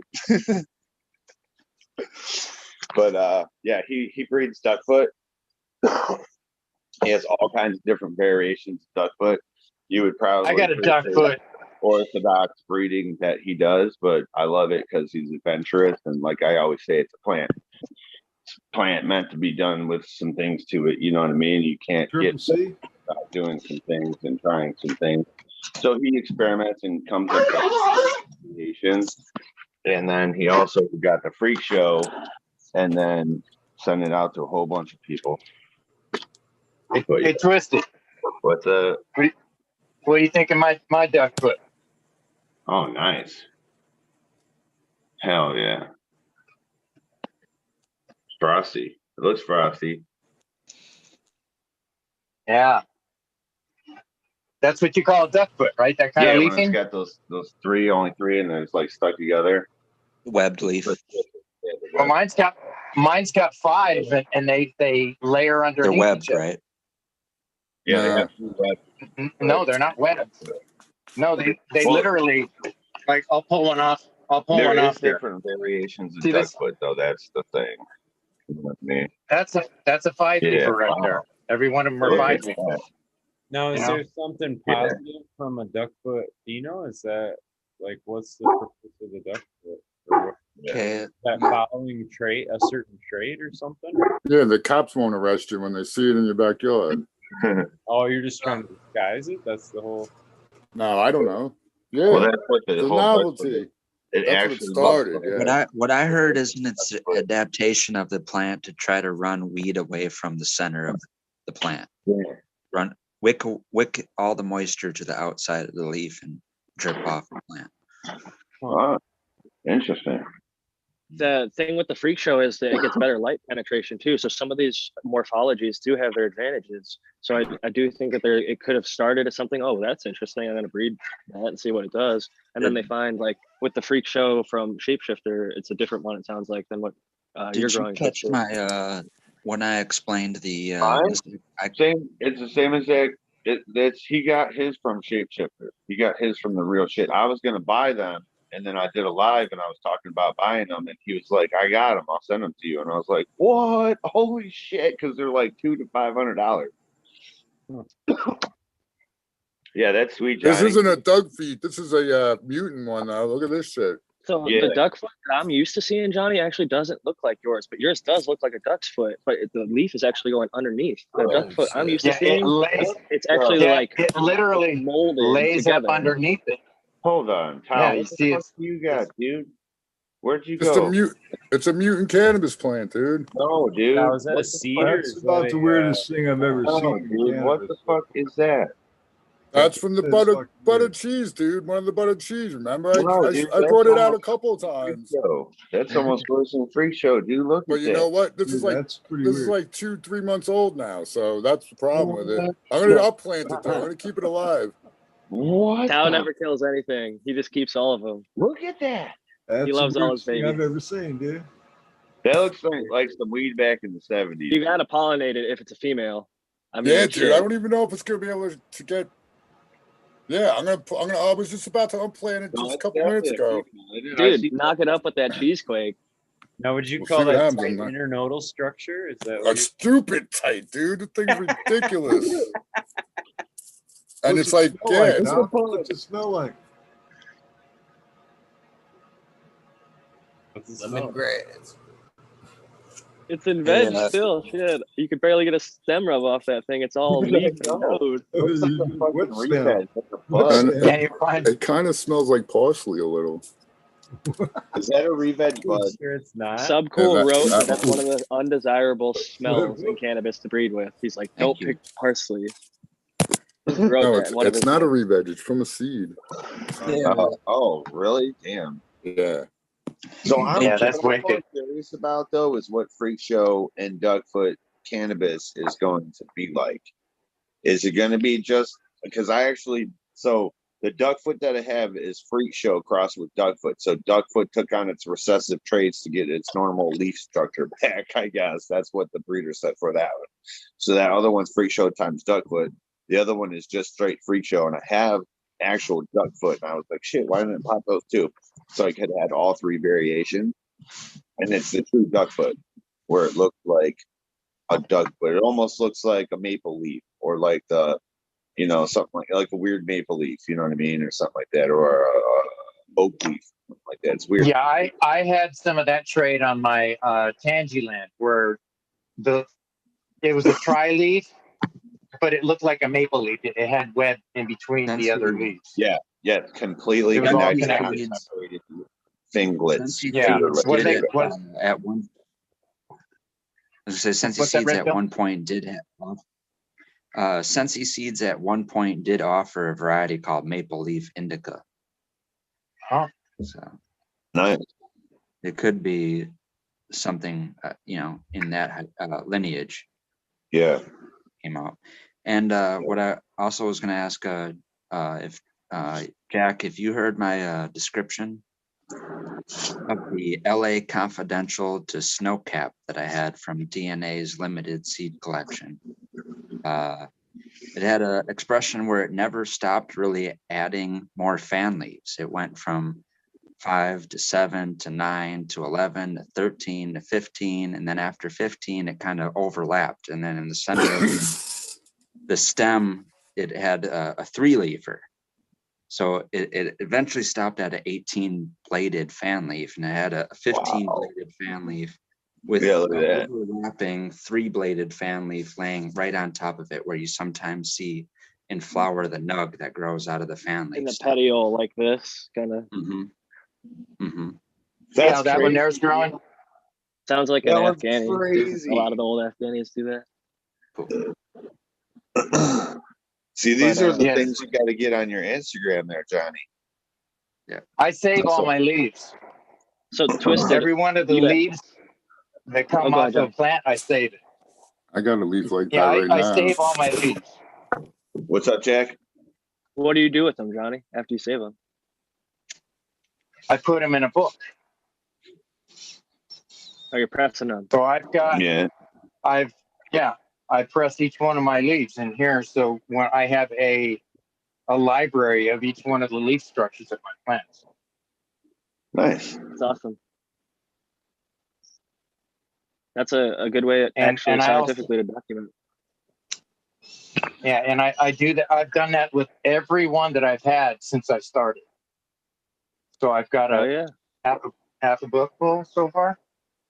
Wow. My That's mom cool. taught me to do that when I was a little boy. Yeah. She said, because she used to bring out flowers and shit that people gave her that were special to her. And she'd say, I saved this one for my mom. She gave this to me for my 18th birthday. And she showed it to me and I said, wow, that's crazy. That's cool. There's some badass like So- wooden ones with like a crank on it, and it like notches down, and people take like whole like stems, like a whole branch of a plant, and they press it in there. But I've done with just a few special leaves what you've done, and not with every single plant I've ever grown. That's pretty awesome, man. I think that's a great way to document. Breeder Steve talked about with this million seed search. They document a lot of the stuff like how large the fan leaf is in inches, centimeters, and like how many leaves it has. So having a leaf from each plant that you've grown is kind of a cool thing. You can go back and look at it. It's actually good. So what I do is I take it off in veg because it's going to show its more kind of character in the veg part than it does later on in life. It'll grow out into what it normally is, you know. But in veg, a lot of the times you'll have those characteristic type of leaves that I've noticed. Yeah. Early veg too, before they spit out their maturity. Like I always wait till exactly that. To see what's gonna be. Yeah. So Twisted, they have out here, Dark Heart Nursery actually sells clones. They call them heartlets of the freak show. So there's like a cut that goes around, and that one is pretty like earthy, citrusy with pine. But the breeder shifter talked about there's a pretty big range. He was breeding more for structure, and at a point, all of them he said are very uplifting, kind of sativa type highs. He would describe it as more uplifting. Oh, okay, perfect. So the other thing I've just in the research that I've done after trying some at a few shops was the most common terpenes are myrcene, which is most common in most plants, alpha pinene, beta pinene, caryophyllene, both alpha and beta caryophyllene, limonene, ocimene, linalool, and camphene. And ocimene is not one that you see too often, but it's coming out. Brandon Rust has a pheno, and the Mendo Dope Boys have a pheno with pretty high. Have you ever? What is it? What is that pheno? What would you describe it as? I'm sorry, I missed it. In the high or the smell? Or no, that last terp profile. Oh, ocimene. You don't see any. You don't see much. Yeah, ocimene is kind of a floral. Yeah, I think that's it depends on the person smelling a lot of these CBD ones that people express cherry in. They tend to have ocimene, at least the most dominant or the second most dominant. Okay. Okay. I think cherry comes from benzaldehyde. Personally, I don't think it's coming from terpenes. Yeah, that's one thing I want to really start studying this year too. Is those terp profiles, knowing what those are, and the terpene, the cannabinoids. I really don't know any of that crap. You know, I know how to basically go and garden. You know what I mean? Yeah, I know how to do it, but I want to learn all that scientific stuff. You know. I could send you the paper that I was talking about it on Growing with My Fellow Growers on this Sunday actually, and people were kind of upset with like where the source of the cannabis was coming from. They'd used confiscated cannabis that like cops had busted people, and then they were testing it to see like what smelled the most through the bag. Yeah. And so they measured those compounds so they could train drug dogs. Well, did you catch, that's another thing I was going to ask. Did you catch yesterday when I was talking, or I think it was yesterday or 2 days ago, the whole beta caryophyllene thing? And that's the very first thing I thought that drug dogs were trained to hit off of. And then a two-part thing. I gotta say, it's not true. Ethan Russo says that all the time, but it's not true. I looked into it, and I know people who train drug dogs. Yes. Sorry, go ahead. Part two. Your question. No, second part was, have you ever researched, or do you know of Dr. Robert Pappas? I think he's on Indiana University. I'm not familiar with him, but I might know their work. He has a PhD in organic chemistry and a PhD in chemistry of essential oils. You should really, he has all of his lectures on YouTube and a whole bunch of more stuff. If you really want to go super in depth into any kind of essential oil chemistry, you should really look up his stuff. I don't know if you've watched my episode. It was a long time ago, but I have definitely done a lot of that research, and I probably came across his papers when I used to work at a delivery service. They actually now sell essential oils and CBD and shit. They've shut down since Prop 215. He's regarded as having the best lab for verifying certified organic or only plant derived essential oils. That's pretty cool. I think Indra's got a pretty cool background too. He's got some great episodes. I know you had a hard time finding him, but I think Eagle shut up. I'm out of here. Peace out. I gotta get, man. My eyes are about to drop out of my head. Peace All out, right, John. guys. Much, I will much see you love, later. Johnny. Down 420. Safe journeys, Johnny. All right. Hey, Eagle. Yes. Peace and love always. Eagle, are you at the computer? Maybe not. Obviously not. Yeah. Now he is. Got it. Yeah. Yeah, Just transplant. Just doing a little transplant. I learned a lot. I think it's very valuable free content. If you want to go back and look at that guy's lectures, it's I definitely will. yeah, it's I've done a lot of the research. This is something I've been interested in for years. Like, yeah, same here. I'm going back to maybe 2012 or 2013. but if you go on my personal page, like the cherry, the reason I said I think it's benzaldehyde is because I kind of went down the rabbit hole and I examined all the different terpenes that have cherry aromas, and none of them. Benzaldehyde, it's also, you know, it's like bitter almond, right? That's where they get it from. It's also what they use for artificial cherry flavoring. So the thing about aroma Right. is It's a 1 derived, I think, milliliter from or 1 microliter, I should say, is different than like 5.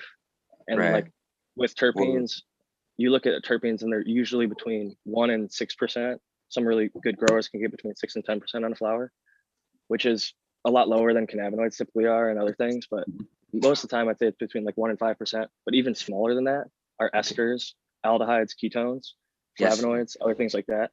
And even if they're in tiny, tiny, tiny, tiny amounts, like methylantranolate, for example, there's no grape terpene that Grape. smell like artificial grape. Right. So when you smell that super grapey grape, that's coming from a very small amount of an ester, which is methylene. Okay, so you're That's what my right. cheesequake smells like. So the only thing I was going to go back to is you mentioned Ethan Russo, and I watched I don't remember where it was from, but something where he kind of was I don't know, fearful or something about people over consuming terpenes and that. And the thing that I couldn't express was that in cannabis's case, we're almost blessed in the fact that the essential oil profiles are almost all terpenes or terpene alcohols. You only see in low abundancy those esters and aldehydes, which the aldehydes, you know, like the benzaldehyde, those are the ones where you would automatically assume, you know, just maybe with the only knowledge of any of it, you know, maybe you've heard of formaldehyde. So maybe you would think that that's like the furthest thing away from anything that you would want to inhale, right? But in cannabis's case, because it's only terpenes and terpene alcohols, you're almost always safe in that regard of never having to have some over powering or too high of concentrate essential oil, you know, live resin or sauce. I think the poison is in the dose. I think sometimes the concentrates, like if you dab at super high temperatures, can be caustic. Like limonene is actually dangerous, dabbed over 700 or 800 degrees Fahrenheit. Well, and myrcene self polymerizes too. Myrcene's So like for terpene either. Yeah. There is a level. I think cannabis is pretty naturally regulating. I think between like 30-35% like cannabinoids, terpenes roughly of the flower. So like a third of it roughly is going to be like the stuff that we're going for. And then there's like all the fats, lipids, chlorophyll. And how many times have you had, 12% water. how many times have you had a cultivar that smells different than when it tastes? Right. Oh. And that's the difference between mono and sesquiterpenes. All day. And there was a time at, you know, in cannabis when they were breeding strains to not necessarily be lower terpene by percentage, like you were saying, 5 or 6%, but lower terpenes that were monoterpenes. So you had strains that had a different smell than when they burned and the flavor that you had on your palate. Those are the sesquiterpenes that aren't so volatile, and they're not, you know, really able to be captured in the nose, but they last on the palate when you smoke them. Right. And actually, those are the most therapeutic and least caustic or whatever abrasive to the lung tissue. So it's kind of funny that people right now, they're breeding for the loudest, most smelly weed, you know, that you can get. But when you isolate that and concentrate it down, it's actually what people call the expansion smoke. You know, when you take a dab of something like that, it's almost always going to cause some type of irritation, coughing.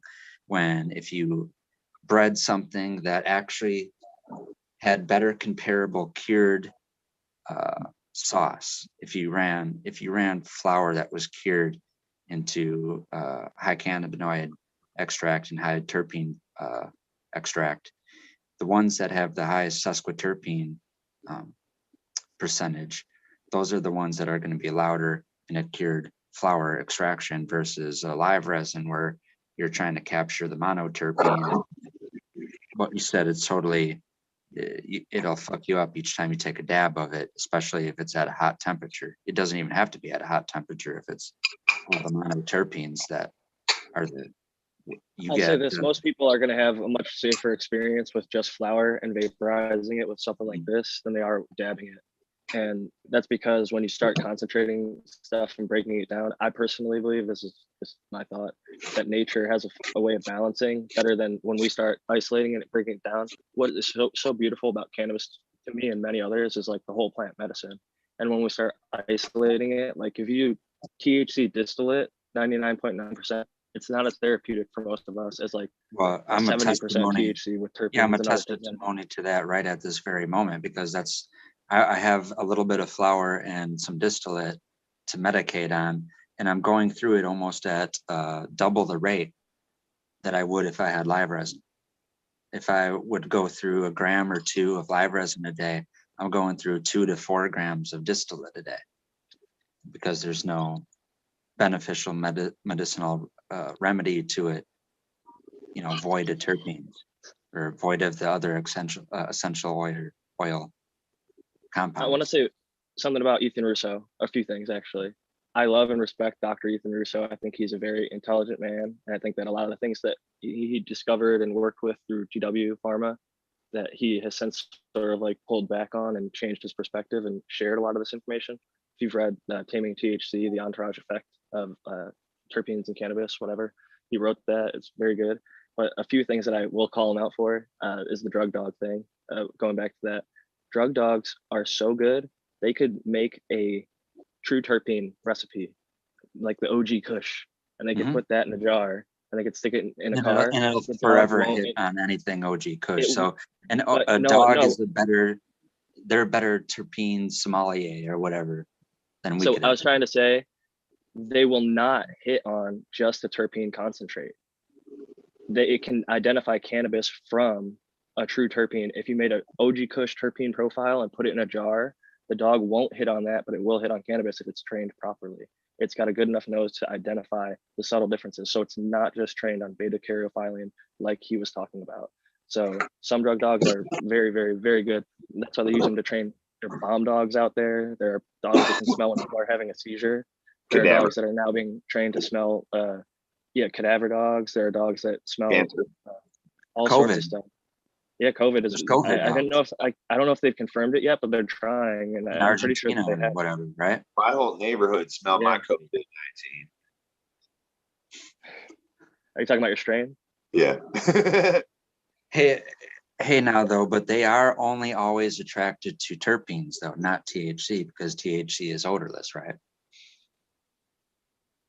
Can they smell? THC is odorless and flavorless. Can a dog hit on pure isolate THCA? I don't think it would. Right. Personally. It's odorless, isn't it? Mm-hmm. I think so. That's why they have such a hard time stopping, especially like the Delta 8 and all these other things that are not even technically illegal. Like people do like Delta 8 carts in all 50 states. Well, the Delta 8's amazing. Odorless is an odor.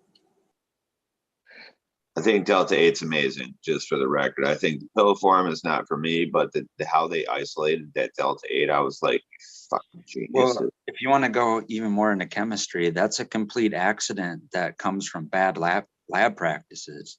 And the story behind that is someone putting color remediation products into the boiling flask and into an active run of distillation, which anyone with a chemistry, like PhD background never would have done. That's a complete accident that happened. Did you watch the interview with them? What's it? I watched the interview with the actual creator. It's Delta 9 Labs, but they make Delta 8 products now. But I watched the interview with him. The dude looks like a straight, like, like raver, like from a different generation, like scientist guy that takes over this, like that operates the lab, and he came up with that whole Delta 8 thing.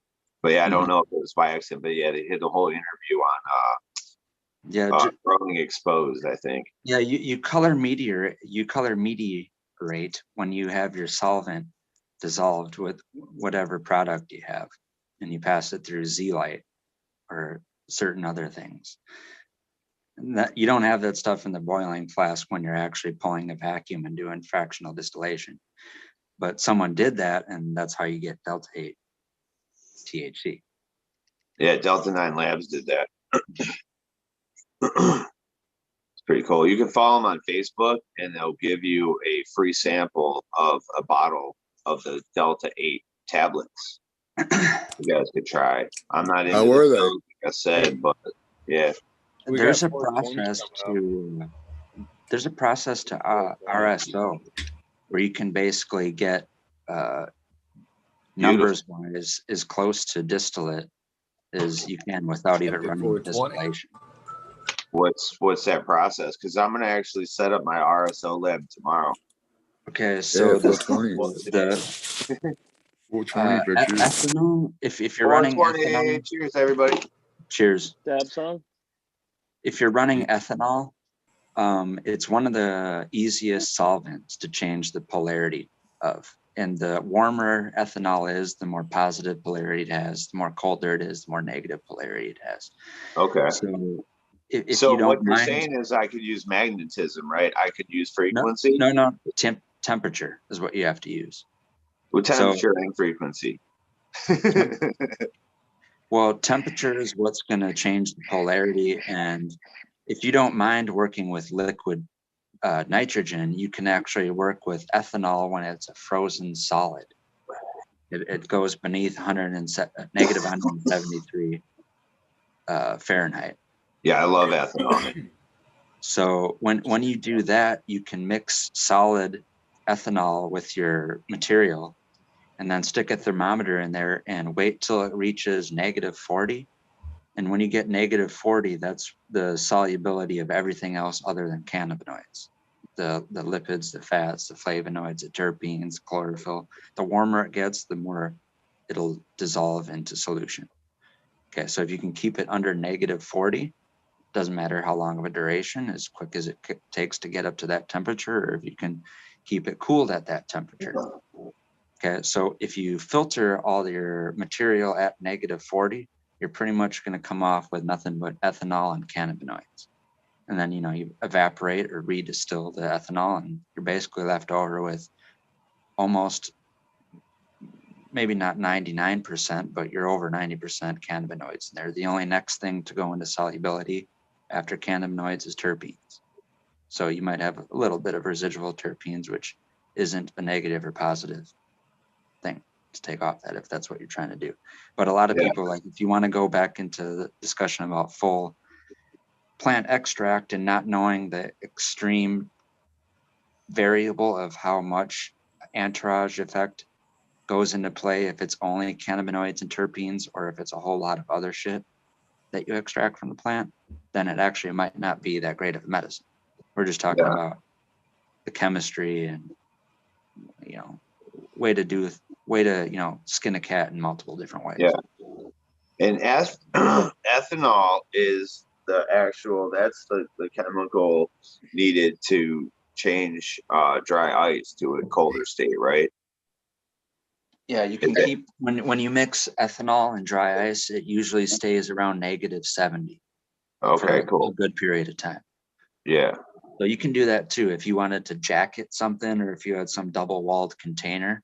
That's what I'm saying. You could mix your liquid nitrogen with your alcohol, get frozen alcohol, mix that with your material, put it in a double jacketed or in a jacketed thing or double-walled thing, and seal it off, and then it's going to stay at negative 70 until you want to warm it up or do anything more with it. If you want to be more basic, you can just throw your stuff in the freezer too, twist it, because I know that stuff's not the cheapest and it's like lab grade equipment, and the liquid nitrogen is also kind of an expense, but it definitely makes a different quality, a level of products. But Yeah, that I think sounds a lot of very people are just, interesting there. we just make RSO with ethanol in my freezer, you know, take some shit, plant material, smalls, trim. You can soak it in ethanol. We do like a short wash, 3 minutes, tip it upside down a few times, and then run that material. And I have an extract craft source, and you can reclaim the alcohol. But if you don't have that, you can just use a rice cooker outside. Oh yeah, I can use my I can use my BHO blast tube. Like I have an extractor, a closed loop extractor system. You could, I'm pretty sure you can make RSO with the closed loop system, but that's Like because that's like the way your guys are talking about with the ethanol. Yep. Huh. Interesting. So I don't know how you would have to design. Actually, I don't know with the blast tube how you would make that happen. The way that No, the not source glass was, tube, steel tube. I got the stainless steel. It's 6 foot tall. You know. Hey, one other thing, if anyone wants to recover alcohol, it takes a little bit longer and a little bit more patience, but you'll learn something in the end. If you want to get something that it's generically called a simple distillation setup, you can get multiple different, you'll search it on Google or anything else, Amazon, you'll come up with a setup. And it's anywhere between. Yeah, it's better than, if you want to get it, it's lab glass, and it's a little bit more of a lab setup, but it's a cheaper way to redistill all your ethanol than maybe the name brand, other ones that are out there. And so there's a difference in the process, though. You're not just redistilling the ethanol, you're separating it from a cannabis extract in a crucible at a certain temperature. And it's under vacuum that allows it to be a much lower temperature, so you're preserving more terpenes. It doesn't have to be under vacuum. You can do it at atmosphere. I'm not talking about making ethanol. I'm talking about removing ethanol from. Yeah, it doesn't have to be under concentrate. It doesn't have to be under vacuum. You can do it at atmosphere. It just takes a lot longer time. I agree. Yeah, it's just like basically how you make moonshine. It's a lot harder to do it at sea level, like I'm at, just to say. Yeah, but like you said, you can go on Amazon right now and buy a setup for $70, and I don't want to throw name brands out there, but there's ones that cost $400 or $500 more that you're throwing money away. You can buy the lab glass and do it way cheaper. Yeah, like I say, all knowledge is knowledge. It's not good or bad necessarily. It's just knowledge. Unless you want to spend about $750 on a 1 liter rotovap. 1 liter rotovaps for about $750. Yeah, some of that shit's super expensive. Twisted, if it's knowledge that blows you up in the end, it's not very good knowledge. Well, you don't want to blow up. I mean, you got to have some kind of experience or knowledge, or take baby steps, or do something before we attempt any of this shit, kids.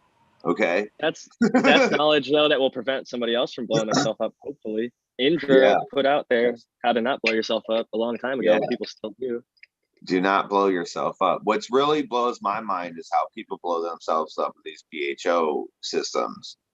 And it's just a scientific chemical chemistry experiment that if you keep it at a volatile below, a certain temperature, it's not as combustible. So it's like when you fill your lighter, it's the same damn thing. People are like, oh, you can't smoke around it, you can't do this. Now nobody does, but I'm just saying there's nothing that it's no problem. It's a little bit of everyone has a little bit of some kind of whatever not intent, but level of investment that they want to go into research. And it is by no means achievable for everyone to learn that kind of level of chemistry. You don't have to have a PhD to know a lot of standards of practice when it comes to working with solvents. Yeah. I think really my 9th grade, I took what is it, advanced science or special science or whatever the hell you call it, honor science. I took chemistry. that is really enough to get me through anything in the cannabis world for breaking shit down. It's pretty much like, I think it's pretty basic, you I know, until forget you get into which. maybe breaking down, like making Delta 8 or something like that, you know, getting up there. But like doing the basic extractions and stuff, all that shit is basic chemistry, you know, like just doing the basic It's introductory level chemistry. Yeah. It's I gotta basic. run, boys. I'm gonna head out.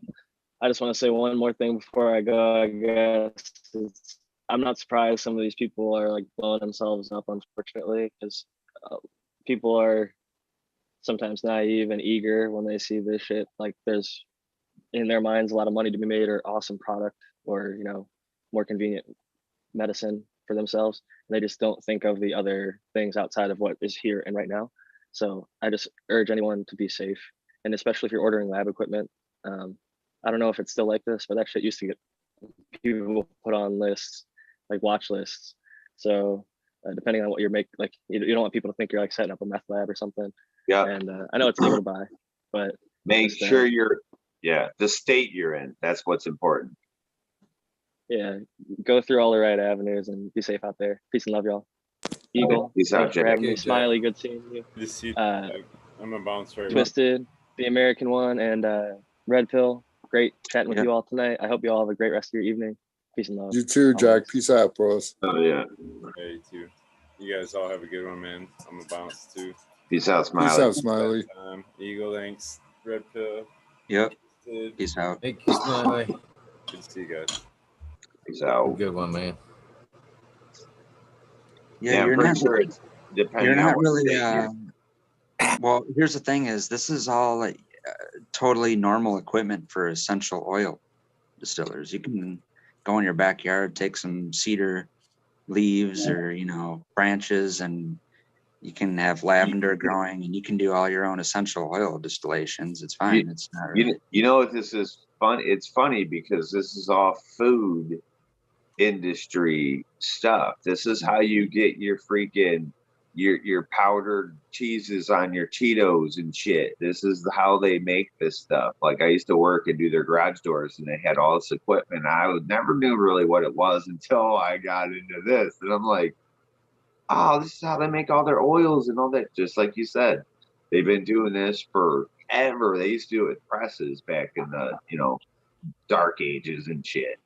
But yeah, they've been doing this forever, and it depends on what state, because like Jack said, some states they consider this to be meth lab equipment, like it's a meth lab because it's volatile, solvents, and you can blow up if people don't do it correctly, But you make sure you do it correctly, and I encourage everybody, if you're gonna do it, spend the extra money to get a closed loop system or a closed loop return where you can reclaim or passive reclaim. You don't got to spend extra thousands of dollars to get all the equipment to make it suck out and go through all the chambers and stuff. You can do it with hot and cold. It's so simple. It's like a fifth grader could probably run a damn glass machine. Not that you should, but literally, it's so simple. It's pretty cool though. Pretty cool. I'm interested with that RSO. That I've never even heard of that process, but it makes a lot of sense. Another thing, like going back to like it's normal, it's beyond normalcy. There's little old ladies that do steam distillation of essential oils.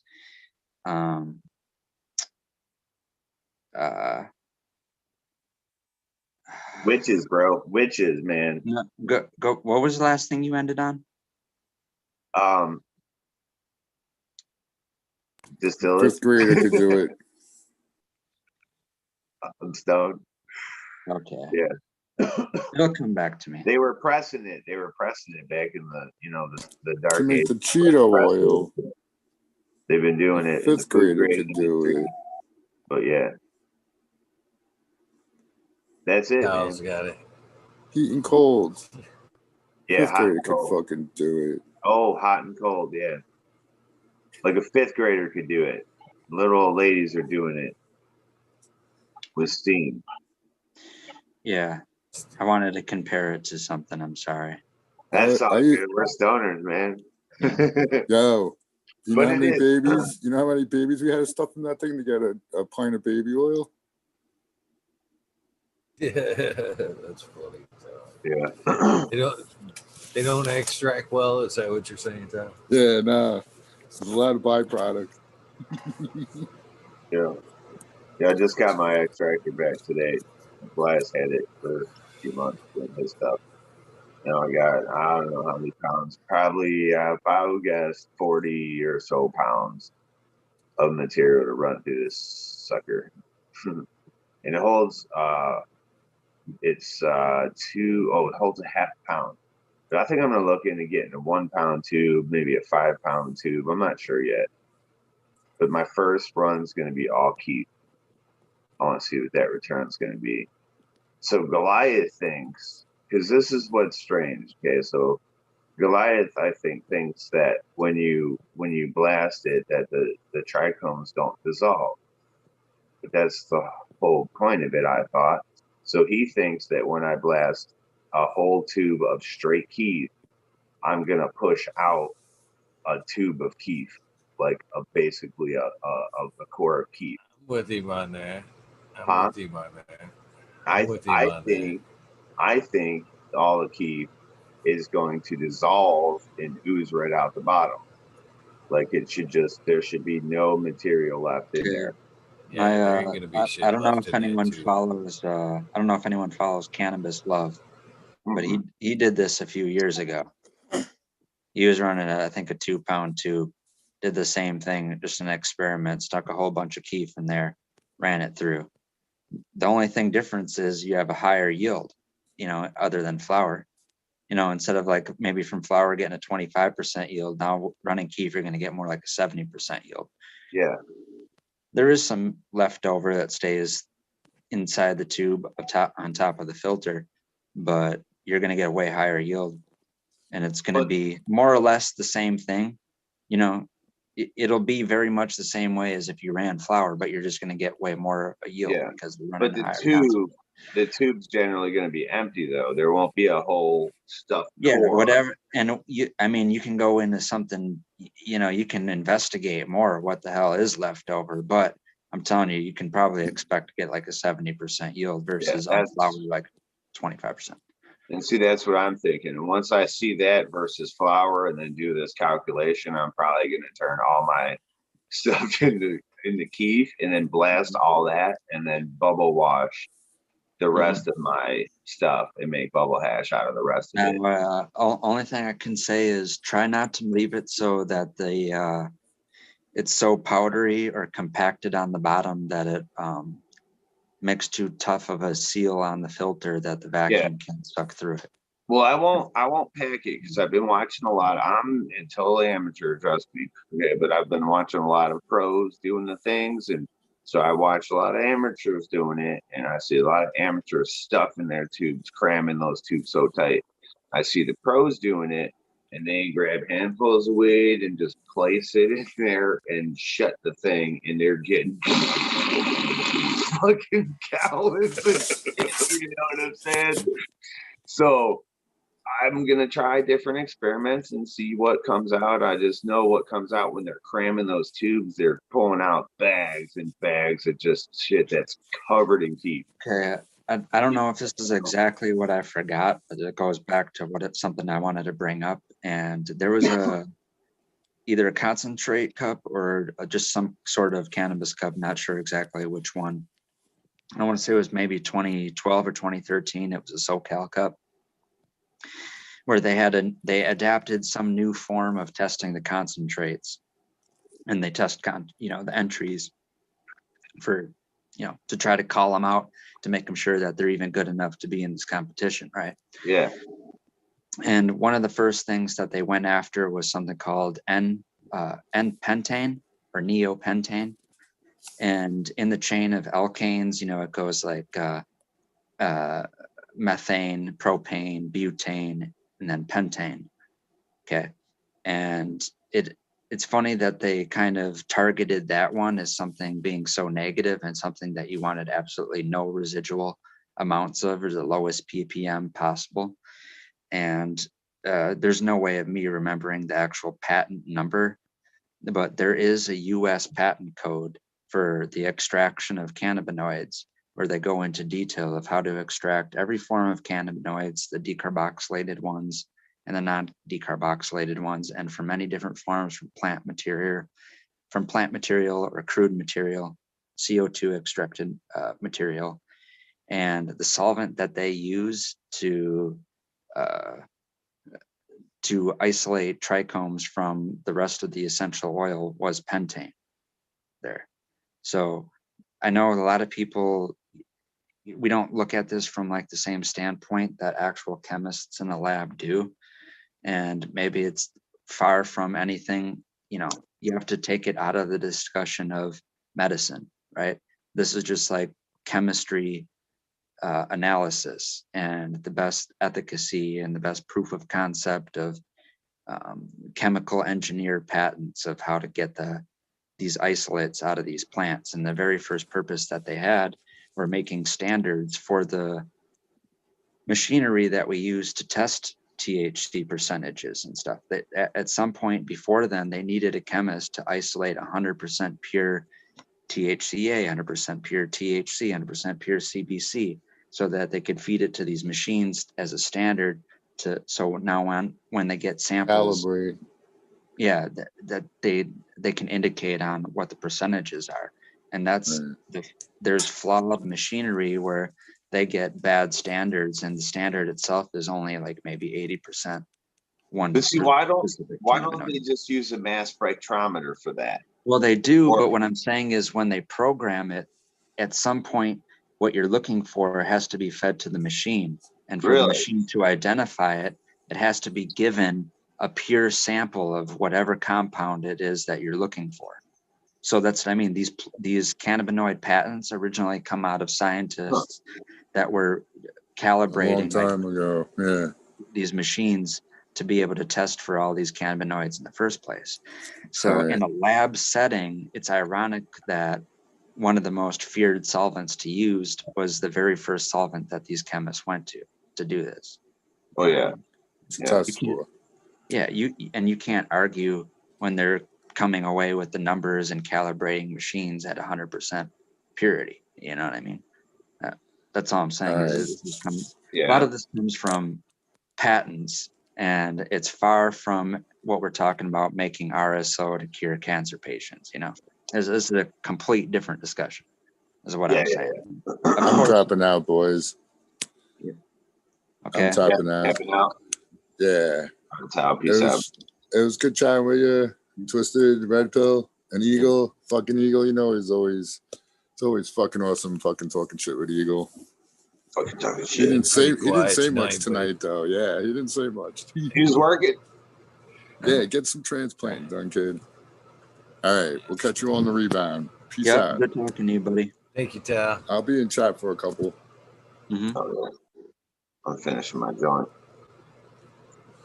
Yeah, interesting, man. You got a lot of knowledge, Red Pill. Thank you. It's cool. I love the knowledge that like Jack provides a lot of these guys, man. It's just like fucking awesome. When it comes to what I was just talking about, the chemistry, it does come a lot from being able to find that patent and just read it from, you know, end to end. And then another tip, like I said, everything that I know about terpenes was because this Dr. Robert Pappas put all of his lectures out there for free on YouTube. Yeah. Go and find him and watch him now. And like I said, he has a PhD in organic chemistry and a PhD of chemistry of essential oils. And his lab is the #1 certification lab for verifying your essential oils are pure organic. And I mean, it's like literally the best sources of free information available for terpenes. So yeah, I don't, there's two ways of explaining knowledge to people, and it's either through direct experience or through, you know, the #1, what you would call expert in whatever genre of things we're talking about, right? So yeah, I wouldn't regurgitate any bullshit if I didn't believe in it. You know what I mean? Yeah, it's respectable for sure. Yeah, we're gonna get in all that this summer here coming up. Because I live in northern Michigan, like we're under feet of snow. If not feet, but inches and inches of snow. So of course, can't grow anything outside. Be setting up to grow in the basement here pretty soon. Though the basement is tight, but we'll be doing all these essential oils with witchy amber lalana, of course, next year, or this year coming up. But we're gonna grow a whole bunch of different things like vervain. I think it's called vervain. And a whole bunch of different things. We actually have this one thing that grows in Michigan. It's pretty wild, and it's a natural morphine. And I was like, wow, it's just funny to me because there's actually a lot of drug addicts in this town, and I'm just like, wow, these people are like getting in trouble, and they have no idea that there's plants that are native to Michigan that grow in people's backyards that actually will get them way higher if they just know how to extract it. Right, you know what I mean?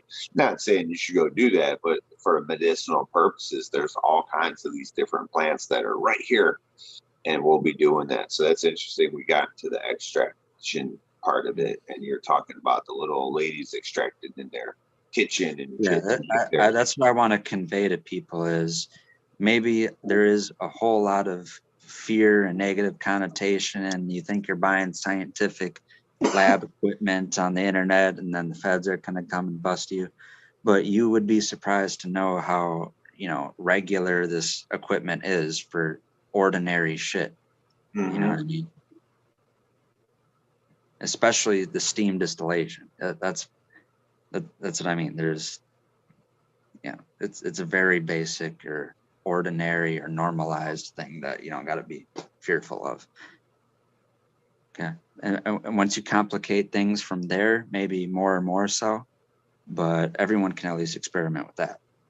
You know what I mean? You're totally safe in there. And as far as danger, if anything, accidents happening, it's way safer than any other method of getting essential oils. You're just working with water and steam, you know? Yeah. You might burn yourself.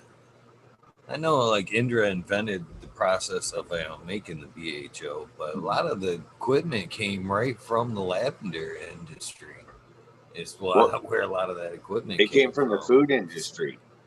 The food industry, if you like do the whole research it back, it actually all this equipment for the BHO, it was CO2 originally. That's where they got the whole CO2 from, and they were extracting, like they put like peppers, and they grind pepper all up, and then put it in the dab tube or the BHO tubes, you know, and make pepper spray. Yeah, and then blast it down and they make their fucking juice. But just like you're saying, it came from labs, like our food labs, our essential oil labs. So you know how we get these fragrances. How you think you get a fragrance? You know what I'm saying?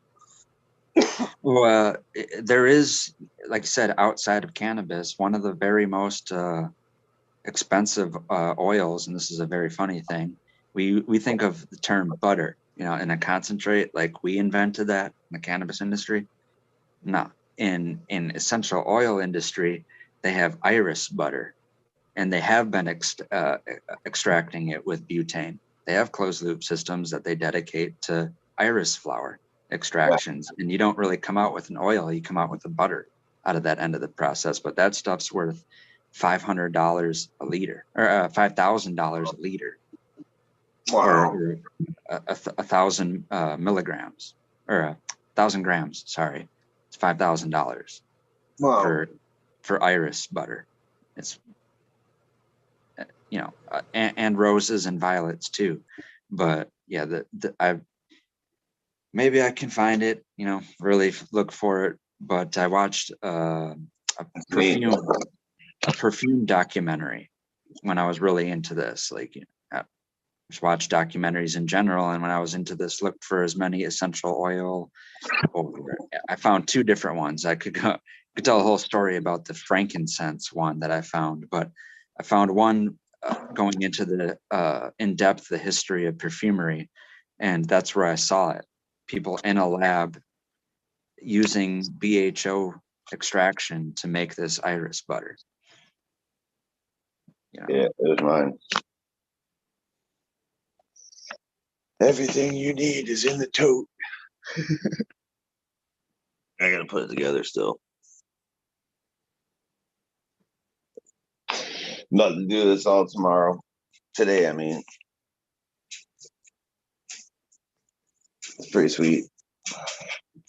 This is what they're packing it with, and I don't think I'm gonna pack it. The frankincense documentary I watched was crazy too, because in my mind, I think it was just an excuse to kind of watch the inner workings of the Saudi Arabian government. Like this journalist went to like Yemen, Oman, and Saudi Arabia, and she tracked down the history of where the first frankincense went out of, or it came from, and supposedly the tree still is living. Yep. And they went into the whole history, and it's a 3-hour long documentary about frankincense, but it has more to do with what's going on in Saudi Arabia. So I always thought, like, man, that lady is like a MI6, spy. It was just an excuse to kind of uncover some shit that their cover was, we're going to just learn what the frankincense trade is like. And it just so happens to be that it's the hub of Saudi Arabia. And we're going to hang out with the prince and the king of Saudi Arabia. And they have a whole different way of doing like what we want now as stimulus checks and that. The government of Saudi Arabia literally rolls around every tribe and every village in the country. And they have like a formal document written out asking like what you need help with, maybe dental insurance or a new car or, plumbing services or something like that. And the king literally goes through like a stack of these piles, town to town to town, and just like giving handfuls of money and granting people their whatever problems that they're having with their, paying for their troubles. That's how it used to be over there too, back in the day. It's all this bullshit happening in the new world. When the kings were sheiks. Yeah. I just thought it was crazy. Like, I thought I was watching something about essential oil. What does this have to do with it? You know what I mean? So that's what gave me the, feeling like, I think this is like some kind of 007 deep cover type shit. Well, it's interesting with the frankincense too. There's many YouTubers that I know that will make tinctures with the frankincense and stuff, and the dragon's blood and all these different ones. And what they're doing here is like, I do a thing called Weed Church. So on Weed Church, we discover all kinds of different ancient things, and it has nothing to do with church, but I like to go and discover all the characters in the Bible and who they really were and their part they played in humanity. And it always comes back to cannabis and tinctures and hemp seeds and oils, and the natural, the essential oils and stuff. There's one of the ingredients in anointing oil. Exactly. And this is what it comes back to, right? So YouTubers are out here making freaking holy anointing oil, bro, and doing all the things. They actually use, if you go by the recipe, they had to have a pretty high milligram thing in there, because if I'm right, I think they used the conversion 9 pounds of weed, bro. 9 pounds in 2 gallons of oil, right? Yeah, no, yeah, maybe. I think maybe. I have to look at the recipe again. I have a whole weed on that specifically, but that is a lot. Yeah, it's a lot. One drop of that is like 1,000. No, they used to cover themselves in that shit, and they would go to the stars, bro. Yeah. That was a phone call to God right there. Thank you. Hello. I see him. There he is. Same thing. Hot boxing too. God. The hot box. They have that was with the hemp. And part of this, if you look at the Robert Pappas stuff, he goes over that and covers the very first documentation of someone inhalating or using essential oils in some ritual or medicinal value or some way. And they made contraptions where you literally make like a space helmet around your head and stick your head in a hot box and vape all these oils. Yeah. And imagine that, the human brain is linked to something else. I'm not going to go deep into it now. It's way too late in the show and too early in the day. but I do all kinds of research. We get deep. We got plenty of stuff to go into. We get deep into stuff just like that. And some people might think I'm a little off the deep end, but just I've been in touch with things that people would never even understand. You know what I mean? I just know things. And when I go look, when I go, I think of something and I go research it, kind of like what I hear you talk about. I go research it and I find it. I find exactly the thoughts that I had, and there is the truth. And it's amazing. And then I find other people that are right along with it, and then we discover more things. And then, you know, I really want to make the real annoying oil, though. You know what I mean? That's I got enough weed now. Let's do it. You know. And just imagine, though, the kind of cannabis they actually had. And I don't really think it was cannabis back then. You're talking about before the biblical flood. No, I'm sorry, after the biblical flood, but the actual recipe was before the biblical flood. I go back to the Anunnaki, bro. You know, I'm not all into the Bible and God and stuff. I'm with the Anunnaki. Those are the gods. You know, that's where the witchery came from. That's where the cannabis came from. That's where the actual plant came from. The Book of Enoch. The Book of Enoch. I can't remember every single angel's name, but every single methodology of practice of anything from like sewing to weapon making came down, the information down from either, I think it was 20 different angels.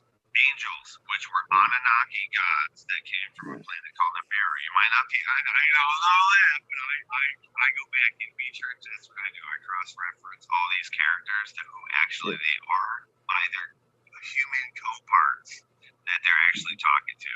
It's just, I love research, man. Research is fun.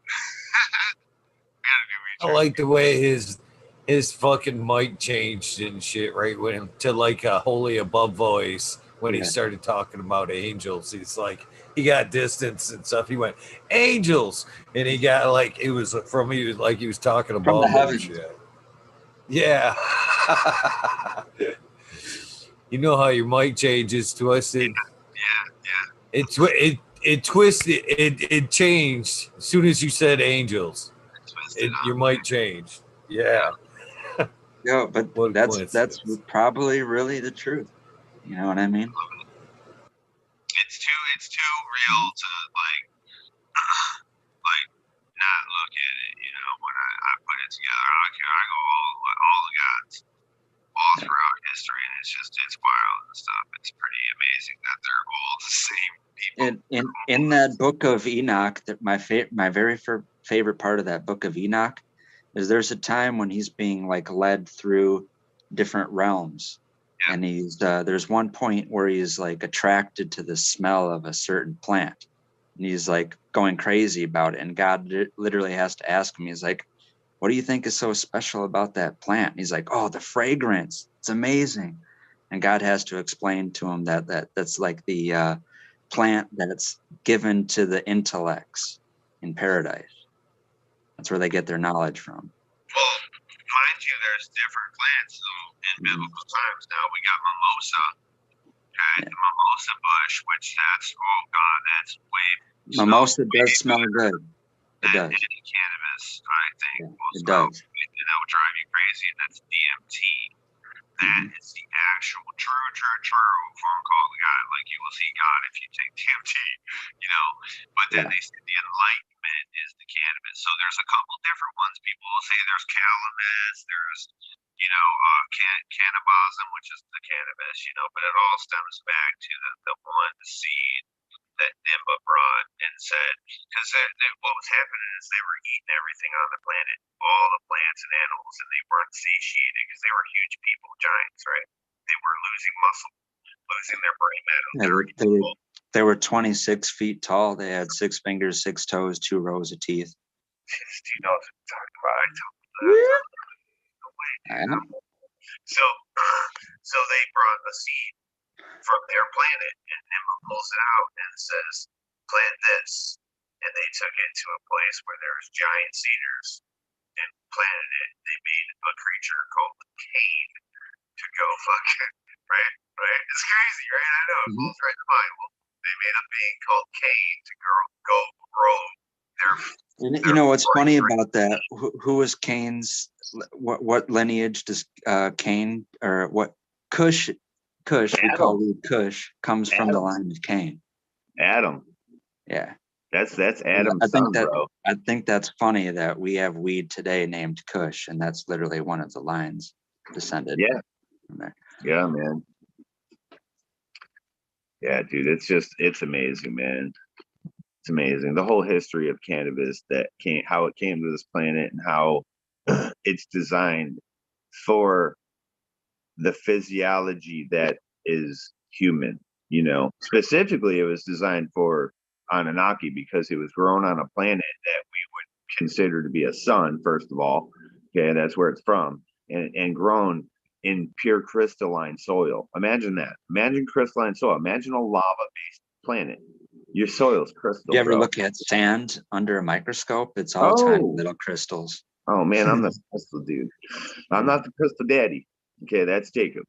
But yeah, I grow. My whole backyard is crystals. My whole yard is calcite. It's sand, but it's calcite sand. It's sand calcite, and then I put you look crystal at it. It's all kinds of gemstones. Literally looks like gemstones, little rubies, little emeralds, all that shit. Yeah. Yep. Yeah, that's what I do, man. Yeah, I love it. I love how cannabis just is everything, though. When you stem it, like Jack said, it's the greatest medicine on this planet, and it really is when used properly and applied to your body correctly. But also, you have to be in the right spiritual frame of mind, right? Mm-hmm. And on the right diet, right? So don't expect to like cure cancer if your mind's all fucked up and you're eating shit, right? You can't just no McDonald's breakfast, even though you like those hash browns. You can't pump all this cannabis in here and then live this crappy lifestyle and think that you're cool. You know, no, that's probably not gonna work. You know what I'm saying? Everything has to be in harmonic balance. Yeah, the two things that makes me think of is as far as the very best way to the best resource of cannabis that you're going to get is a download of information from the ether, right? And I talked about a couple days ago salvia, which has been abused and totally had a bad name written about it. But the people, that's because people misused it. Exactly. Been on this planet for so long, freaking humans don't even know it came from India. That's a herb that they grow in their freaking. If you go to an Indian's house, I already interrupt you real quick because it pisses me off about salvia, and I do this on my live too all the time. Okay, when you go into an Indian person's house, you know, from India, I guarantee right outside their door, and if they have a little garden there, they will be growing salvia because it's their thing. That's their incense. Go ahead, sir. Well, I was going to say that it has, what it does to you is whether you like it or not, you're going to respect it or not and react to it either way. So if you do respect it and if you do realize how effective it is, exactly what its purpose is, it literally is the easiest way to go out of body. Out of any other substance, plant-derived substance on earth, right? And a lot of people freak out about that, right? And don't use it for what its purpose was. And the very first people to use it for ritual purpose, they figured out that they could use it and communicate with their ancestors that were already died and passed on this earth. Yes. So like, you know, when you think of like, oh man, I wish I could have grandpa's advice. I wish I could ask him about this question. They would use salvia and be able to derive that information. but not smoked, only inhaled through it being roasted, right? By incense purposes. Or I also seen they made a paste and a tea and a drinkable beverage out of it too, which is longer. Oh, nice. Like a ayahuasca. Basically, it even though you don't have to add anything else to it, salvia by itself is active, just drinking it or eating it, ingesting it. Exactly. But it does have, instead of maybe a 5 to 10 minute experience, you're going to have more like a 35-minute experience. Yes. And these are the things I try to teach too on Weed Church is the history of the plant. You know, different plants that were in the Bible or from ancient times, you know, that are medicinal to people that people find and they go, ooh, well, you know, if you do it this way, if you smoke that, man, you get wasted. Well, here's the truth. Okay. Like it even says, I'm just going to dip in the Bible, but it says in the Bible even that it's just written down that it was a sin to smoke the cannabis, to smoke the cannabis. We were never meant to actually inhale anything in our lungs that was a carcinogen, right? That was to be pure. We were meant to, like by putting it to your lips and having it actually vaporize here and smoke through the skin, back to the oil, through the skin was supposed to be good enough. It was especially like I'm skin, saying, but if you're also the vapor. go right now and grab 9 they would pounds. make their smoke huts, you know. Yeah, and go right now. Go grab 9 pounds of weed, and even if it was two gallons of oil that they used, I'm telling you, that's going to make anything stronger than any tincture you're ever going to find at a dispensary. Bro, you gotta remember they also put fucking I think dragon blood or something in there. I don't know. A bunch of other shit that makes it even stronger. All that other shit. You know what I'm saying? Holy shit. Dude, I already know, like, so people don't understand why cannabis is a Schedule 1 drug ever. You know what I'm saying? I'm like, because it's a psychedelic. And they're like, no, it's not. You just get high. I'm like, no. It's like, you've never used it the proper way. Let me make some weed brownies to you. I guarantee you're gonna be fucking tripping. You can think you're on real drugs. Oh, hey, thank you for reminding me. Hey, Eagle, do you watch Saturday Night SNL? Not so much anymore, but I try to occasionally. I used to watch it. You gotta go look up the weed gummy skit.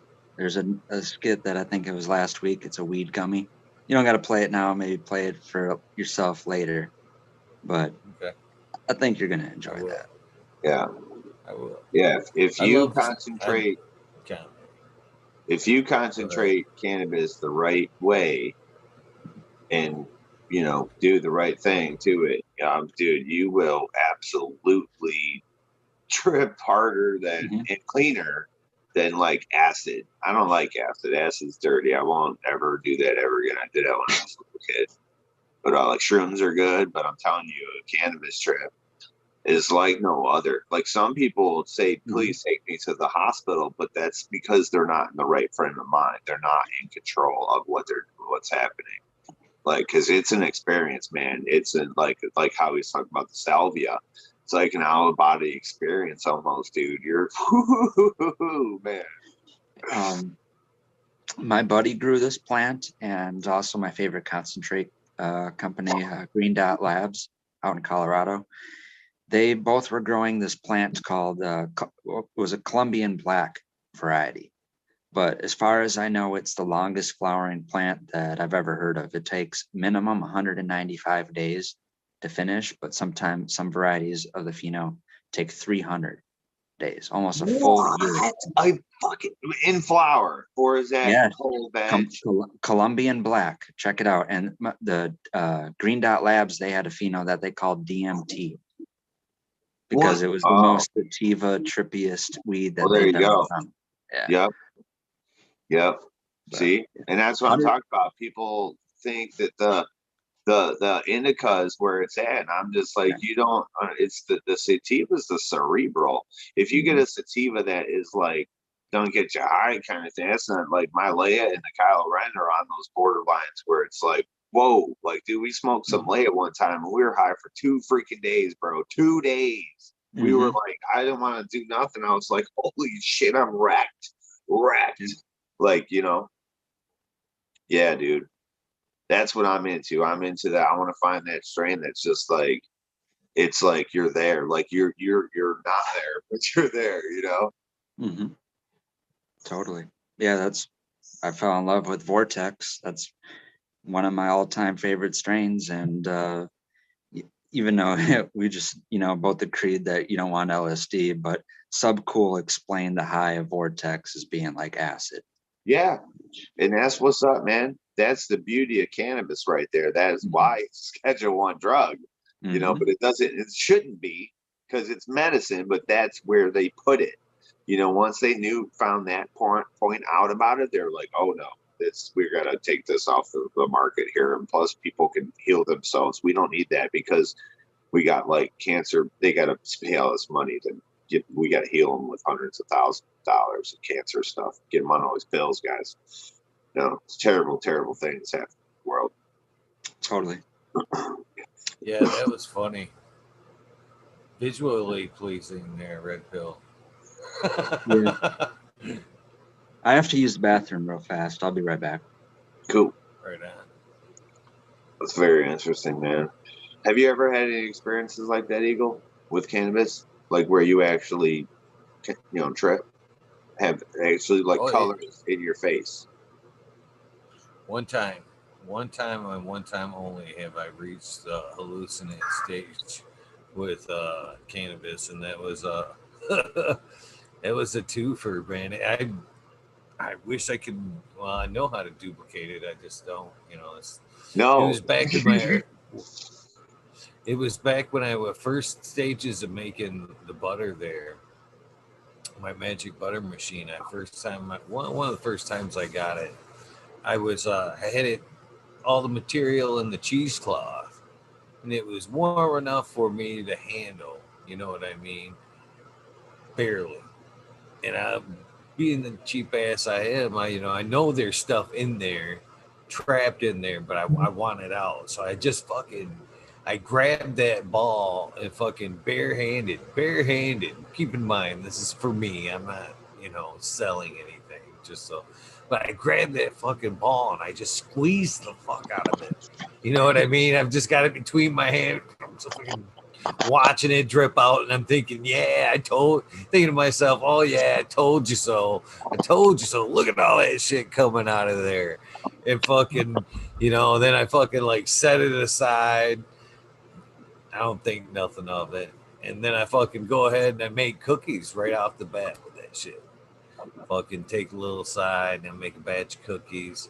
And then I turn around and eat some of those, a large amount of those, like 5 cookies. And which they were like, I put mint chips in them and they made them taste like Thin Mints.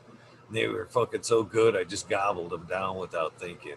Probably because I was so high of what I did the first time, without thinking.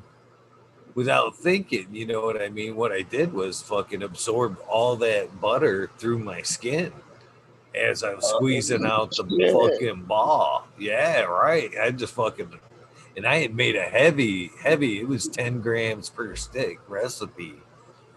And so between the two of it soaking in my skin and then eating them cookies and then smoking, man, I fucking sure as shit, man. I spent 45 minutes to an hour fucking. For some reason, that skit from Young Guns with the chicken. Come here, chicken. And they're all fucking Oh, dude, that popped into my head, and I laughed in the shower for about 45 minutes to an hour. I mean, to the point where I'm in a 2-story house at the time, and my fucking kids just fucking come up and they like knock on the door. They're like, "You all right?" I'm like, "Yeah, all right." They actually heard me downstairs, fucking, fucking like, but yeah, man, I had that feeling when I got out, and I took a nap just before that shit, man. I had to sleep it off, man. I smoked a joint, man. I could feel it coming on. And then when I woke up, I was in full hallucination, man. I got up, I felt like my head was like 10 feet above me. Yeah, I thought I stammering into the shower there, thinking I gotta wake up, man. And I didn't wake up, man. It just fucking hung out. But man, it was like 4 or 5 hours of heavy hallucination like that. I liked it. Most people would have been fucking terrified of that experience, but I was like, this is I haven't been like this in a long time. I got one weed freak out in my lifetime. I had one weed freak out, and me and a few of my buddies, okay, we got what Smiley said earlier. There's brickweed and then there's dro back in the day. Okay, we got what was sold to us as dro and called Trainwreck.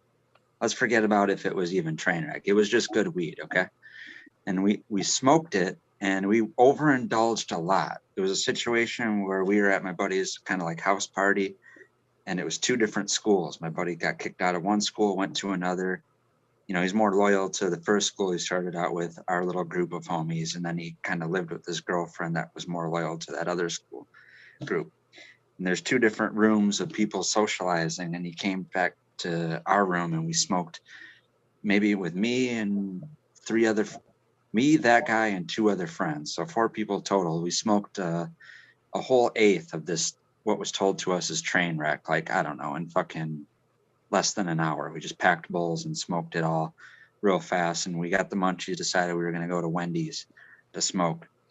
And even before we left the house, one of my buddies looked at me and he's like, "Are you all right?" He's like, "You're looking kind of weird." And I don't know what kind of state of mind I was in, but I'm like, "All right, yeah," but I didn't look in a mirror to see what I looked like. Well, we roll on over to Wendy's and we come to the, it's completely dead. No one in the parking lot, no one in the drive-thru. And we roll up and then the guy says, you know, "Welcome to Wendy's, what do you want?" And my buddy who's driving, whose house we just came from, says, "Hold on, my car's on fire." And I look outside the windshield and I see all this, what I thought was smoke burrowing up. And I started flipping out and I'm screaming, "We got to get the fuck out of the car. It's Grand Theft Auto. You got 30 seconds. The car's going to fucking blow up." Oh my God. And it just turned out to be steam evaporating because it's cold and we're in Wisconsin, just like it is right now. The icy ass car, there's just steam evaporating off the hood of the car. Oh God. But I'm having a freak out thinking the car's on fire just because my buddy was joking around thinking this car was going to explode. And I'm literally like pulling on the door handle, like, "Let me the fuck out, I'm running away." And then my buddies are all like, "Calm the fuck down." And my buddy had to pull out of the drive-through into a parking spot until I chilled out. Dude, that sounds like a train wreck to me. Oh, dude, it had to have been, man. Sounds like a train wreck. Yeah. That was the only weird, acute paranoia, weed freak out that I've ever had. Otherwise, I love weed, you know, the more the merrier. But that was that one time. See, before the milk, good paralysis, unfortunately, and my daughter had paralysis at one point. I'd made a fucking again heavy chocolate. Yeah, I like when I make my edibles, I'm making that shit strong. I'm trying for the hallucinant. You know what I mean? I'm not fucking around. I'm looking to go there. And so I made some chocolate, a bar of it. I mean, when I say huge, it was huge. And I just had it in my freezer. I was just like snapping chunks whenever. And so I gave her, you know, a small hunk. This is where edibles go wrong. This shit's good. You know what I mean? So I give her a small hunk. And one day, I give her a small hunk. She's like, "Yeah," she had a great day, man.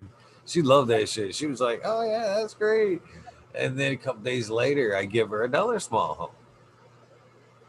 And keep in mind, Lexi's 21. She's not, you know, young, you know what I mean? So I give her another hunk and she had a good day. And then I leave, I go to the store and fucking she cracks off a big old hunk because the chocolate's good. And I come home and she is fucking having a good time. You know, she is like in the beginning phases, and then all of a sudden she just fucking peaks. I look over and she is just locked up. I mean, you could have fucking picked her up. You could have grabbed her arms and just picked her up, and she would have still been in that sitting phase. Yeah. Melted. And she couldn't breathe. She didn't like it. Bro, see, if you can't breathe, that's a different thing, though. You know. Yeah, it was a scary experience. I ended up having to put fucking my headphones. I listen to a lot of binaural beats and a lot of relaxing stuff like that. Yeah. And I actually put my headphones on. I put some nice binaural beats on for her. Put the headphones on her. Locked eyes with her, and I'm like, you know, follow me, honey. breathe. Yeah. The coach, the breathing, and got her thinking correctly. You know what I mean? Because once you can control your breathing, you're back on track. Yeah. And so yeah, once she was able to calm down, she was all right. But man, it was scary there for a minute, man. I mean, our She is pretty scary. Yeah. That's a totally she different. still won't do edibles because of that shit. I'm like, what? I warned you. I warned you. You got to go little, work your way up. You can't just dive in. You have to. You have to start small. If they're strong edibles, you have to take a piece. Wait 2 hours. That's what people do. They don't wait a half an hour and go, I don't feel nothing. I'm going to eat more. I'm going to eat twice as much. And then half an hour, I don't feel nothing. Some edibles take hours to kick in, and then you're wrecked. You know what I mean? Yeah, you gotta check that weed gummy skit out. If there's anyone in the chat, I can't read the chat. I'm gonna try to look at it. I did watch it, Red Pill. That's what I was saying. It was visually pleasing. I watched a whole bunch of them, and it's like the dude's like, I'm about to take a walk, and I'm about to take a 1,000 milligram edible and go take a walk around my neighborhood.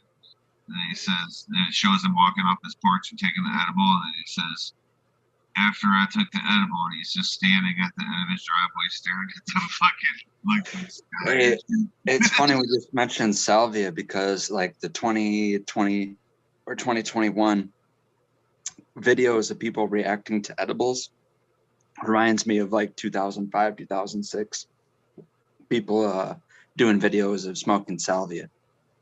I mean, it's almost the same thing. Yeah. I smoked that shit one time, dude. And before I knew it was any kind of medicinal thing, weed was outlawed for a while, and they came up with all those cool little nifty fake weed things and cake too and all that weird shit. I've never tried any of that stuff. And I was on probation and stuff, but I was always looking for something, but I was always getting in trouble for smoking real weed, so it didn't matter. My buddy brought over some salvia one day. He's like, you gotta try this shit, that's crazy. And I was like, all right, how do you do? He's like, you put it in a bong, man. Rip that whole bong down. I was like, all right, cool.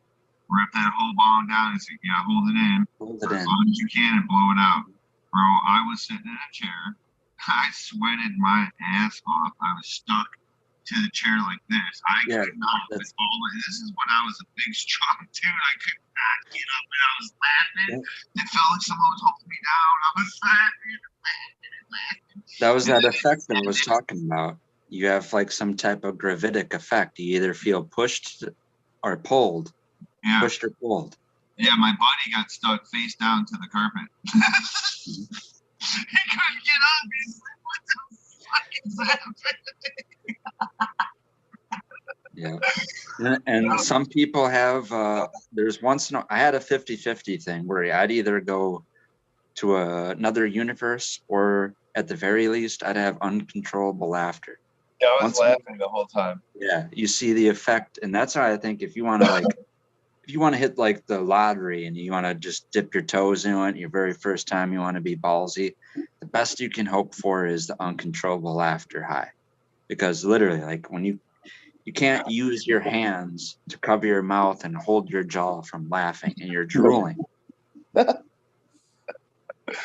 Oh, I was a mess, bro, because I'm not used to not being in control of my body. That's why when the first time I ever did LSD, I couldn't believe that I was a big football player. I couldn't believe that little tiny piece of paper did that to me. I was like, what the fuck? I couldn't believe it. So when I do things like that, I'm like, when I'm not in control, I could not move my hands, my arms. I could not sit up. I could not believe it. I was like, what is on me? I'm like, what is on me? Who's holding me down? I'm like, oh my God. Yeah, and I never did it again. But then I learned through Weed Church the medicinal values of it. Through when I used to do garage doors, and I had a lot of Indian customers, and they always grew it. And I was like, hey, that's salvia right there, right? And they're like, yeah. And they would teach me the different things they use it for and stuff. And it's their medicinal incense, just like you were saying. It's pretty neat. Well, guys, we're 3 minutes late on that 420 there. Oh, shit. I'm going to get out of here. Take that 420 puff. Yeah, I need to get to my shout outs.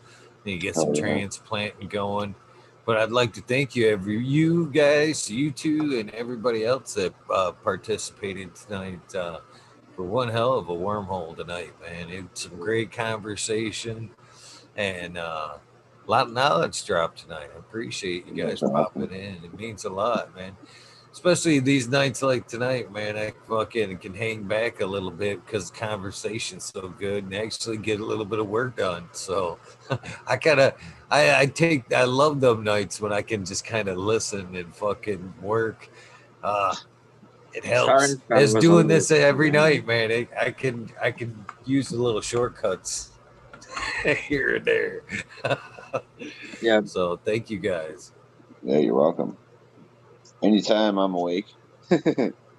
if I came off at all as like trying to interrupt or overspeak anyone, I'm sorry. Nah, it's Oh hard no no no. when you're new to these lives, it's hard to figure out who's talking and where they're at, especially like on the Zoom, because not everybody's on the screen.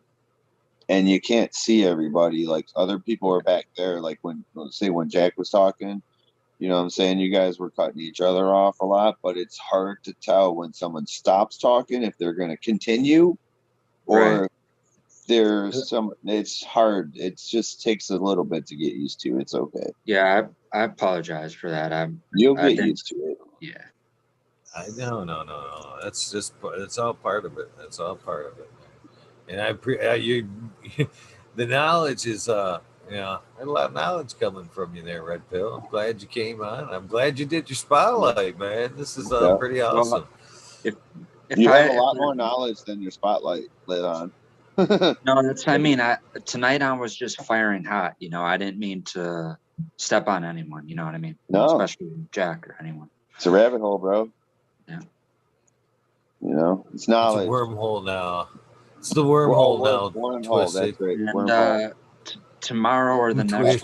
wormhole, I'm gonna try to focus on everyone in the chat a little bit more. Okay, so I don't want to neglect anyone if they want to ask questions or give me a shout out. Heck yeah, man. So That's cool. All right, everybody. Much love, Eagle. As always, man. You're the best. Totally cool. Best, man. Red Pill. Appreciate you Great to meet guys. bro. Oh, good yeah. meeting you, man. See you guys on the next one. Yeah, I'm Twisted Root normally, but I'm Third Eye Strength. That's my little seed breeding project. It's controversial, but that's the F1s. I really wanted to talk about breeding, but maybe one time We'll do it too because that's another passion, and we definitely need to link up and chat more. Yeah, for sure, definitely. All right, everybody in chat. Much love. Peace out. Have a good day. I'm out too. I forgot I didn't shut it down. Thank you guys. Have a great day. Thank you, Eagle. Peace out. These are awesome. Well, that does it for this wormhole. I know you guys enjoyed it. I fucking enjoyed it for several reasons. I got to get a little bit of work done. Moreover, I got to listen to some great conversation by some great people in this community. Those of you, I seen you, Girl Koski, in there. We're room was full. What can I say, brother? Those of you else, man, thank you guys, man. I appreciate you guys more than you know. More than you guys know. Oh, someday it will all make sense. It will all make sense. That's all I can say. But, and I do feel blessed that I get to hang out with you guys night after night. Again, I apologize for the late wormhole tonight. Man, the last couple nights, man, I meant to do a wormhole last night with after the DOA re-air. Fucking I crashed out, man. I was sitting here chatting and I got a little tired, man. I fell back in this chair and I crashed out. Like say I know I woke up and it was like 5:30. I was like, shit, I ain't going on now. But at least you guys got an episode, got to chat. I liked actually being in chat for once. It was really cool just hang out in chat again. It was really nice. What's up, father and son trimming tutorials, or shorter known as fast? Stinky Danky 420. Thank you, man. Appreciate you guys hanging out, man. Let me get some fucking music going here. Why not? Get some coffee.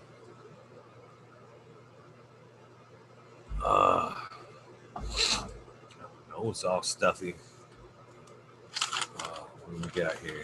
Got some new names to the fucking shout out list, man. Where the fuck is my music? Oh, I muted it. No wonder. Probably gonna be loud now.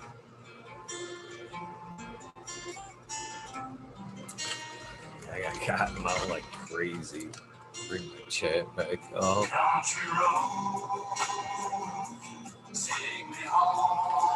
Alright. Ferrari Farms, you made the list tonight as well. See if I can do this with a serious cotton mouth. Let's start off the list with my friend Sub Cool. We miss you, brother. This one's for you. D's House of Dank, Mountain Law 710, Scarecrow 420, Green Thumb Bomb, Christina MG89, Unplugged 705, Medical McGullicuddy, Rick T, The Rebel, the 19207, Fabian, Selena, State's Not Here, Tom Spook, Greg Walker, Mendo Dope, T-Dog, Dung Beetle, Red Eye Jedi Grows, Mother Nature, Justin Conway, Duckweed, Runboy 7426, Justin Gooder, Strongman, Okie Grower 75, Corey Trevor, Michael Wallace, Mole Vision 420, Who's Your Cat Daddy, Taco Don Slug, Rick S, In the Bushes 827, James Siemens, Kevin Hahn, World's Last Hope, Pats Fan 420, Bio Mentor, Dirt Road Dude, Kanashiga, Jose Ramirez, Red Eye Rustler, Dab Goblin, Dr. Buzz, Lightyear, S-Stone, Yo Miss, 710 Canuck, Kenna Queen Genetics, Savvy Tanazi, Phonor, Dirt Man Dan, Keith the Black Sales, Mr. Rosalis, Zen Premium Gardens, Rasta Bob, Rasta Jeff, that is the EO Crew, Thursdays 9, So Roots, Soil Tubes, Tyler, Frosty Buds, North Michigan Micro, Ouija Buds, Dub T. Roy, Big Jar Grows, JC, Modern Genetics, SoCal Weedner, and John, Last PPJ 15, Green County Grower, CJ Apple, Perfectly Imperfected, Dollar Tree Grows, T1 Productions, Dank Grower, DOA Grow Meds, Miss Nudie Grows, I Grew Some, Johnny Candice, Nutrient Shootouts, Naughty Nikki, Zoe and Slammer, NNY, Pixel Monkey, St. Bernard's Observation Booth, Clover 420, High Spy, Aldridge 25, Madam T, Stu Moon, Mo Grower, The Canna Crate, Loki Grows, Cast This Guy 79, Burton, Polish Hammer, Midwest Outlaws 31, Voodoo Ultras, Fresno Nerds, Cali Connections, Wolverine Grown, Big Jar Grows, Jimmy One for Life, Laid Wayback Farmer, D Block, MMP, Nations Creations, Amber Lalana, Psychedelic, Warlock, Artist LD, Sir Sicky Rob, Big Day 420, Brent Wendell, Big Ed 1961, Manawati G3, The Green Click, J&K, Triple G, Mr. Sprinkly, Brittany and Tyler Teasley, Hope Farms, Lisa G, John, B2 Crazy For You, BGWG 420, Dr. Budswell, Dr. Budswell, no 420, Purple Thumb OG, hope you're doing well, my friend.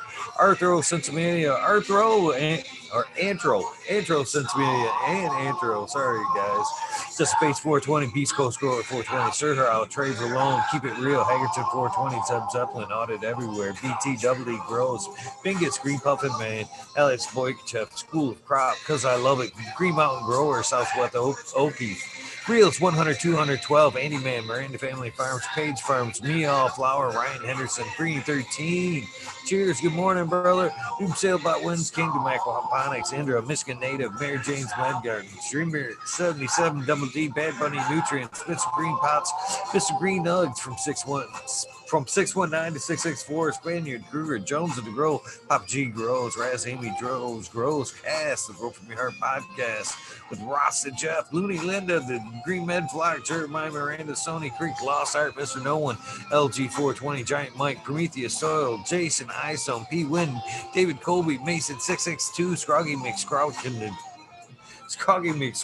the fourth, the Goddess Grows, Kaylee, Chad Brad Farms, Polly P. Bjork, Eric Ferguson, Kevin Jodry, Mike Otro, Jay Huggins, UDA, Green Tree Hunter, Kush Cloud, Joshua Steensland, Organic Home Buds, Warren Nelson, KM Wood, Main Mystic, Show Love Always, Kelly Stone, Texas OG, Chuck Norris, Sarge S, Claire Fresno, Happy Guy, 311 Mix Up, Kinder Gross, Evergreen, G's Friends, Tree MMJ, Matt S, Ball, Dragonfly B, Justin Smith, Travis Wells, Lucky Mike, Eric Ferguson, CL Chronic Seeds, King Chronic Titan, that is Blessed Coast Seeds, Django Gas, Basso for Life, John Smith, Tommy Tricos, Bo King, Raz, Pop Little, Slow Roll, Spiky Pilot, Oscar Green Jr., Matt Steelbird, Indo 11, Stephanie B. It's taking my music so long there. Jeez. There we go. I'm definitely going to take a hit for this one.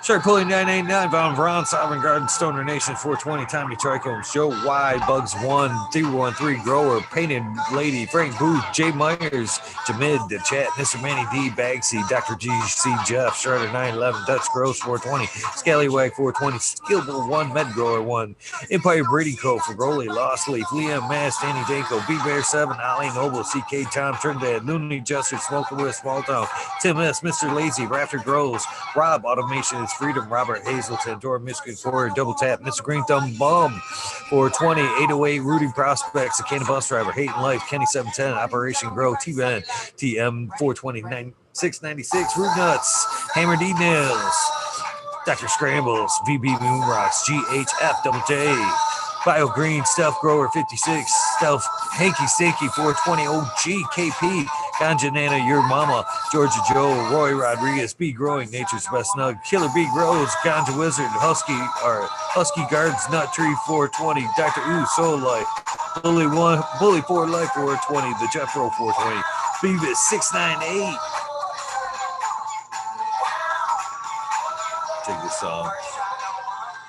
Dr. Franklin Booty, Goddamn My Big Ted's Test, The Riffin' Fat Boy, Jack Greenstalk, 420, 420, Boom Farm, Charlie Fire, 420, Aldridge, 25, Smiley's Garden, JD's, Miss D Snugs, Smoking Grove, Fraser, Grokoski, Twisted Roots, The Faded Farmer, 420, Jeff Dorowski, Genetic Memory Farms, Evolve 420, Cameron, Mr. Bagsy, Joe Carter, Mystic Marks, Mystic Grower, TW, Ginger Staff, TTE, Rose, Rick Wolf, DLP, 2372, Ned Denver, Mike Denver, Sergeant Pep, 420, Candy Trooper, Blind Cat 420, Light It Up Again, Tim, UKSIF 420, Buddha Boy, Devin Shipwreck, Medical MJ, Budsville, USA, Resurrection Prophet, Chris Martinez, Dinkman Dan, Dinkman 420, Red Set Farms, Good Life, Joni Bell, Teacher B, Most Hated Grower, the Major General 420 Army, the American One, the WW 714, Kenny Oceanics, Mountain Skies, Ready Hit That, Chris Mertz, Ian, Save Robbie, Sergeant Live, Peppa Faye Cam, Fingered Lakes, Finest, Ridge Patch, Dozer Moon, Southern BT Grower, Choose Medical, Jer Bear, Plus One Mushroom, Secret City Pioneers, My Little Tent, 2042 Spacewalker, Christian, Free Mum, T. Barrington, Heart and Soul, Homegrown, Mike B, T. Dwayne, East Coast Will, Huddy Day, Galactic Gardens, John Smith, Elliptis, My Natural Farms, Pacific Northwest Seeds, Rasa, Kaya, Paul, Lemon Oko, Trent, Rita's Juicy Life, Richard 420, Grant Manuel, Mary Baum, Sam Sizzle, 9 Inch Cola, Chris Moe, DTA Trades, Vision Creator, Guru, The Kind Group, Canadian, Jay Wires, Dan the Indoor Man, Grummy Homies, Hamilton Gross, Clip Smoke, Keystone Canada Flag, PA, Big High 710, Eugene Greenleaf, Ace, Drew Hustle, Fred Don Carlos, North Arizona Grove 420, No Sellout, Jesse White, Gastain Yeti, Introvert, Genetics, Soso J, Vixen Robin, Killer 8 Mo, Cam Buttercream, or James Buttercream, C-Dub from NorCal, the Pharmacy Seed Bank Network, Deadhead, Smokey 616, Curtis Mayhem, Matt Myron, Morte, Rick Heyman, Stephanie Dore, Antenna Seeds,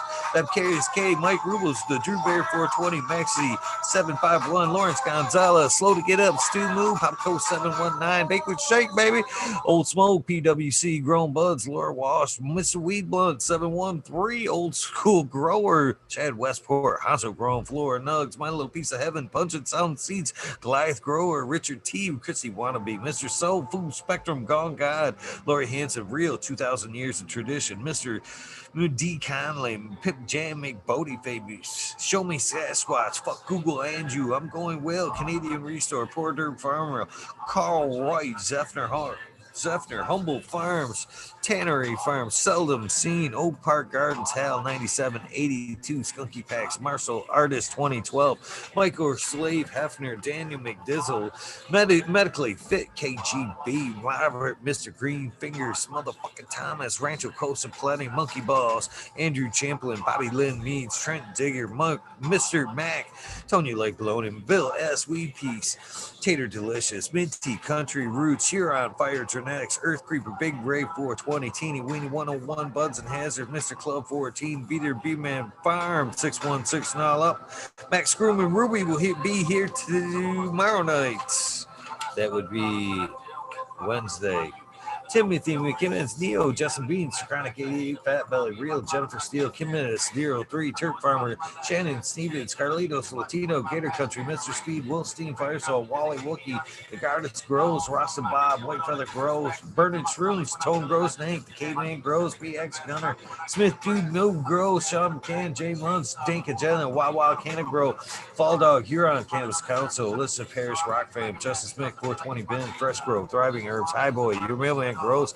We be growing Australian grown love for love of the plant, Argo American, Smart Poker, Unfrozen Caveman, Wise Eyes, Surfcraft, Micro Groom, Jeff Lowenfels, Mobius, Dank Brownius, Mobius Grows, that is, Dank Brownies, Dan D, Elliot Harkins, Mystic Flavor, The Foraging Gardener, Overwater, Overkill, Seattle Steve, Shadow Warrior, Valley Green 514, Amelia Jensen, Oz Indica, Dr. MJ Coco, Brandon Russ, Matthew Gates, D's Bags, Throne Star, Shotgun Willie, Dank Yoda, Jay Simmons, Sure Bro Grows, Clackamas Coot, DJ Conley, Aaron the Grower, Light 1978, Michigan Grown Buds, Your Boy Roy Boy, Delta 9, Jay McDaniels, Clackamas 420, Stinky Colas, Dylan Steinford, PFC Farms, Husky Gardens again, Sungrown 707, J8 Droz, J420, Cascadian Grown, Tito's McGee, Four Plants A, Weedworks, Captain, Scrog, Skunky Buns, Hans Warrior, Jackie Young, Terry Lee Live, McGasser, Tempe, Andy Andy, Urge, Green Jr., Leon from All Purpose Plus, The Green Goose, 11 Smiles 11, Bindu Buds, Michael Rossick Grows, Rob Wobby, Sean Bins, Rescue Ready, Roadside LLC, Notorious Nugs, Magma Seeds, Father and Son, Trimming Tutorials. That is fast. Dub T Dank, Jose Ramirez, Perez, Doggo the Hunt, 420, Chiba Man, GR 420 Community Videos, Detroit River Rat, Louis Garcia, Michael P. AJ Everyday, Captive Audio, Cheddar Bob 13, Main 420 Med Grower, Cookies Coop, Jay Kendricks, In for the Grill, Backwoods All Good, Sally Mansell, Adam, Janelle Simpsons, Ganja Roach, Kazoo, Aaron Bernard Shrooms, Mr. Lincoln Stinkins, Angel Studios, MG, the 420 Grow Tent, Paul D. Ella, John Fleming, Tankovich, Chemo Ed Sky, Fibro Flower, Polly P. Seldom Seen, Elevated, Lenny, Organic, Sunman, Chiba Sunny, Jeff Papalik, Ricardo Soso, Dan J, Earth Friendly Farming, Candy Forest Farmer, Fuck All That Be, Misfit Grower, Jason Line 512, Snake Eyes, Northern 4466, Jason Greystone, Stoner Baker MD, Stoner Creek, Russ Sonic, Fringe Dweller, Super Tarzan Superman, Old Man Hermit Hash, Freebird, Mo Grower, Matty Gar, Simple Man, Several Times, Survival Time, Tim Blake, Gulf Coast Chronic, Stinkfact, Caballero, Harley Grower, Jen God, Steve Collins, Tom Kendricks, Property Maintenance, Sharpie, in the Island Haze, rather, Scuba Seed Speaks, J.R. Ream, Randy K, Steve Collins, TCDR, peace, love to you, brother, Claire Killian, Wardrobe, Farman, Randy Grande, Piff 1000, Ace Boog 3223.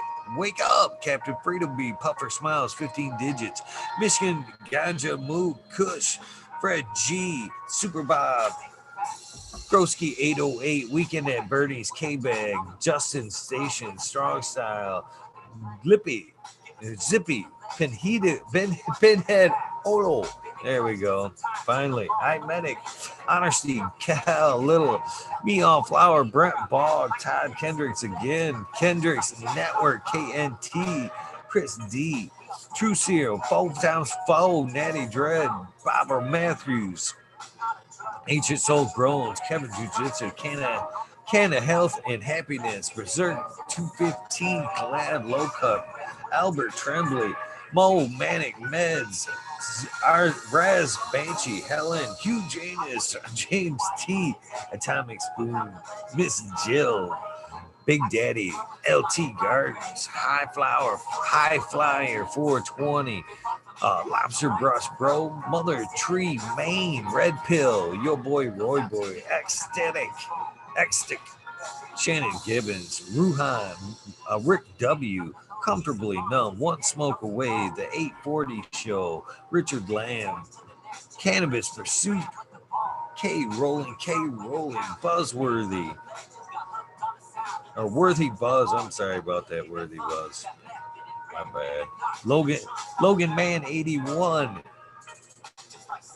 What we got here? Bill 8, Flower Patsy, The Entourage Effect, Warren Dixon, Pink Lady, El Mondo 420, Surrounded by Keith, Ferrari Farms, and of course, last but not least, Weedus 207. To all these shout outs, thank you guys for tuning in, participating. Much gratitude for you guys, man. You guys are diehards. Tune in night after night. Hang out, spread much love in this community. That's why I give you props night after night. You guys know the deal. This is the end of your day for you, this journey for the day. All tongue-tied already. Get some rest. If this is the beginning of your journey for this day, have a good one. Please try to do something nice for somebody. Random acts of kindness do save lives. They do. I'm telling you. They add up eventually. They might just change the world. You guys have an amazing day. I'll see you tonight with Jen Beth on Instagram. Another Lady Gardner. It's gonna be a good episode. Don't forget to tune in tonight, 11:30. I will be here at 11:30 for episode 325. 325.